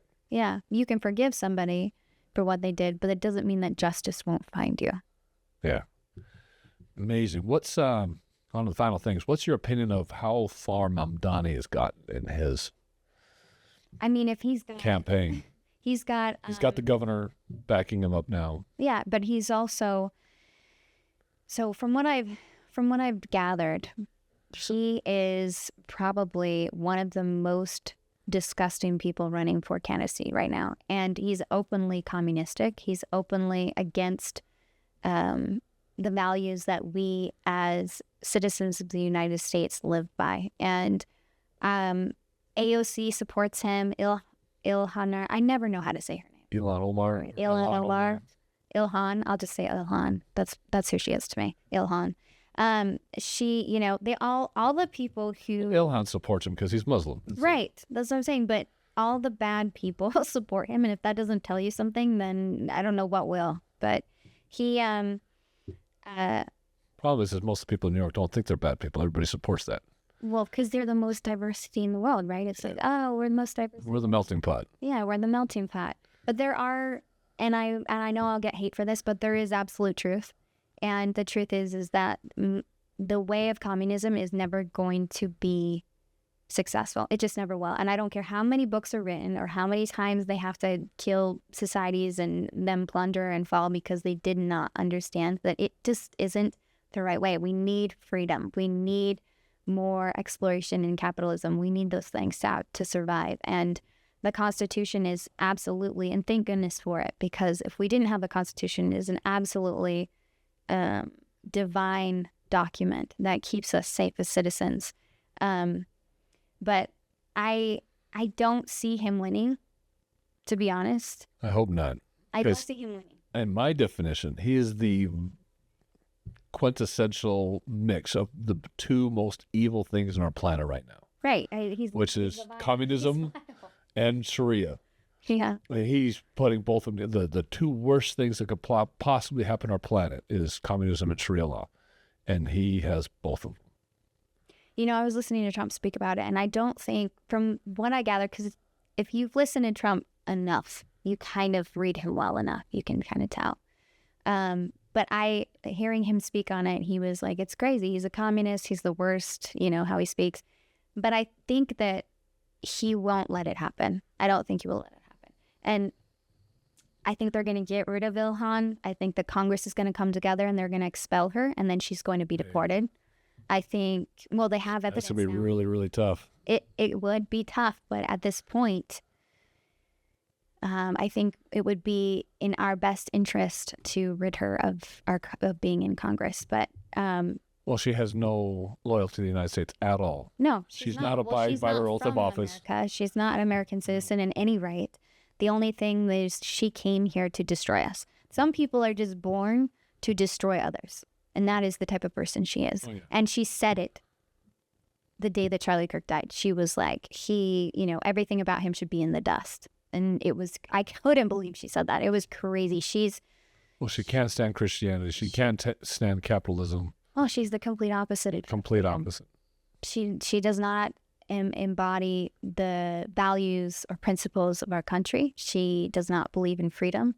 And she's only here to take advantage of our incredible freedoms to destroy us. And like I said earlier, these people know that we have vulnerabilities, and the vulnerability is our ability to be free sometimes. And they're using it against us. And that's where she's, I'll say whatever I want, and I'll support the most vile people on the planet, and you can do nothing because you voted me in. That's the kind of person she is. And it's just vile. But I don't think he'll win. I think that people are going to see his true colors. And I think within the next, hopefully, 2 months, I guess. Yeah, I hope people see his true colors because one or two things are going to happen. Either they're going to bathe in misery up there as he completely destroys New York, or it will catch fire and start spreading to other cities. I don't know. I hope not. And that's my fear. That's my fear, is it catches fire, and then all of a sudden you see Detroit and Dearborn all of a sudden going for it, and cities of Minnesota, Chicago, all going. I think we would be in serious trouble if he did win. Oh, yeah. Very, very serious trouble, because it will proliferate if he wins. So I think that there are, I think that Trump's eye is there. He sees it, but you have people. But you can't skew an election, too, so. Right. But also, we must not forget that they will always manipulate. So again, they're going to make evil good and good evil, and they're making him out to be this liberator. And it's like, he's literally the opposite. AOC comes out and says, Trump is a dictator. And it's like, honey, you support somebody who literally speaks of communism, which is the absolute, that is dictatorship. Exit of freedom. Yeah, it's absolute dictatorship. He came out in open campaign speech on a stage and said, what we want to do is have communal properties. The government will buy up all the properties. That way everybody has a chance to have a home. And he spoke of it so nicely. Everybody deserves to have a home. We just need to have communal properties. And he literally just started using that terminology, which is straight out of the Communist Manifesto right there. It is. Yeah.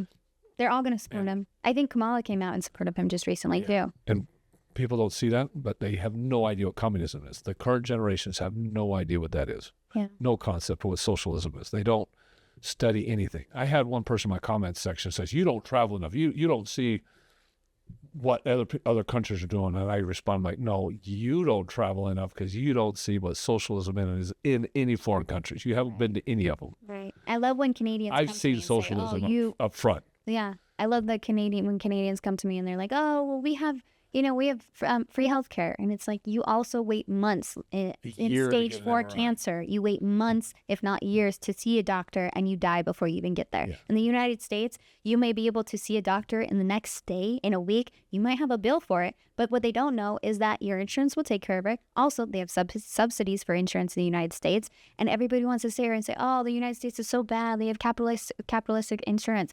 They're living off of Medicaid. It is because of that. Stamps. No, it is. Very people are hacking it all up, are very people living off the system. Right. But they don't get it, that there is actually so much more opportunity in a capitalistic culture where you don't have your federal government controlling your doctors. You have doctors going, okay, well, I have more room to research. I have more room for what's the word I'm looking for? Opposition or being second voice. Yeah, but also being better than the other doctors. So it's like, okay, there's a challenge here. Competition. We have competition, there's this doctor over here who's, a specialist in this degree, and he gets paid this much. And that brings more people to want to find out more research. They want to be better at their job because you're reviewing them, and they could go to someone else. It brings an opportunity for people to be the absolute best instead of the mediocre bar that the government gives. I like how people try to vilify capitalism for all the problems the system has. One, the problems with the system is everything where it's left capitalism and gone towards socialism, towards handouts, and then towards just straight up fraud, where you have pharmaceutical companies just committing straight up fraud, and you have people committing fraud against our social services systems and just taking advantage of everything that we have. And then, again, good, evil, evil, good. They blame all that corruption on, well, capitalism caused all that. No, letting handouts and socialism get into the system is what caused that. Stop blaming what is working with what is not working. Right, and what that wonderful woman was speaking on was, stop running to the government and start running to Jesus. It's the same thing with Israel. Stop blaming Israel for what the terrorists are doing. Yeah. Stop blaming capitalism. They're gaslighting Israel so hard right now. The socialists are doing right now. Yeah, it's crazy. Stop blaming the right for the violence when it's the left that's committing the violence. I mean, it's... Yeah. Well, they have a gun to our head saying, fix this problem. The opposition is insane. Yeah. And the stupidity is insane because everybody they want to believe it so badly because they want their side to right. It's no longer between right and wrong. It's all about my pride. I'm right. You're wrong. I don't care what you say or what you prove or how much evidence you have. Yeah. I'm not going to take your side because I don't like the way you look. I don't like the way you look. I don't like the way you said that. I don't like God. I don't like being told what to do. I don't like your hat. It's so bad. Everything. Well, I hope you had fun this podcast. We could go on for another few hours. I know. It's sometimes. I love talking about it. So. Yeah, me too. Me too. And I'm so grateful to have been an opportunity to come back. I really do love that you brought me here. I'm grateful that I have somebody in my circle that is able to talk to me about these things. I think they're... As you both saying, if you can't talk about it, right, you just explode inside your head. Yeah. Yes. Gotta let it out. Gotta let it out. But these are also just extraordinarily important and passionate things that I believe in. And I'm hoping that, I can inspire people, from my point of view. And hopefully people will turn to God and turn to Christ. And, I hope that this specific podcast also may have inspired somebody. I mean, we spoke a lot about Christ and how he frees you and how he should be your center of your values and your life, because you find identity in that. You find purpose. You find peace. Freedom, peace, love. Freedom, love, absolutely. I mean, that in itself it's everything. It's absolutely everything. God changed my life. And I wouldn't be here right now if it wasn't for God. Many people, to be honest. Many people want to be. Yeah. Last question for you. So immediately after the shooting, the day after, what was kind of your, I'd have to say, like the withdrawal effects of coming back off of that high? I mean, what did you go through after experiencing that? So the withdrawal, I wouldn't even call it a withdrawal, because within 24 hours, I was still... Adrenaline withdrawal. I was still in it. I had PTSD, any sounds, they terrified me. I actually, the second day or the third day, I woke up screaming in my sleep. And then the fourth day, there was a thunderstorm in Utah, and the thunder, I jumped out of my bed. Really? And I went to the window, and I thought there was a bomb. And my husband was like, it's okay. I haven't fully, I think now I've come down out of it quite a bit.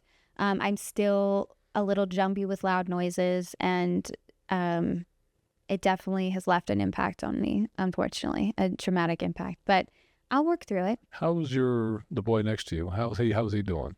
I know that he was not doing well. Yeah, he wasn't doing well. I know that. But he has wonderful parents. He's a senior in high school. So, but he does have wonderful parents. His dad was a bishop, and his mother is incredible. They're very godly people. I love them. They're beautiful, wonderful neighbors. And I'm sure he has a lot of support. But again, it doesn't matter how many times people say it's okay. He actually saw it, though. Yeah, he saw it, and he'll never be able to forget that. And I can only hope, because I know he was interested in politics. And I haven't spoken to him because I don't want to overwhelm him. I know a lot of people went up there. Guy that brings Turning Point to his high school. He's out. Honestly, everything I hear about my neighbor, his name's Jace, fantastic things. I know that him and his dad get up at 5 a.m. and go, or they were going and playing basketball. He's amazing at basketball, and they're really good, godly people. Like, just honestly, the best kind of people you'd want to be around. So I hope so. I hope he's inspired. I mean, I did say that. In my mind, I was like, I hope Jace is inspired by this, and that he takes this and he builds off of it in the best possible way, instead of letting it, eat him inside. Because it does. I mean, being there, it changes you. I hope. Well, it's different for kids than just for adults. I mean, absolutely. We'll assimilate it better because we've just got years. Yeah. So we understand it. We can compartmentalize it better, but it's different for him. So I hope that he's getting all of the help he needs. Well, appreciate you being on. Hope everybody enjoys this episode. This is God and Country. Like, subscribe, share, get us past the whole YouTube suppression, and we will see everybody on the next video. See you later.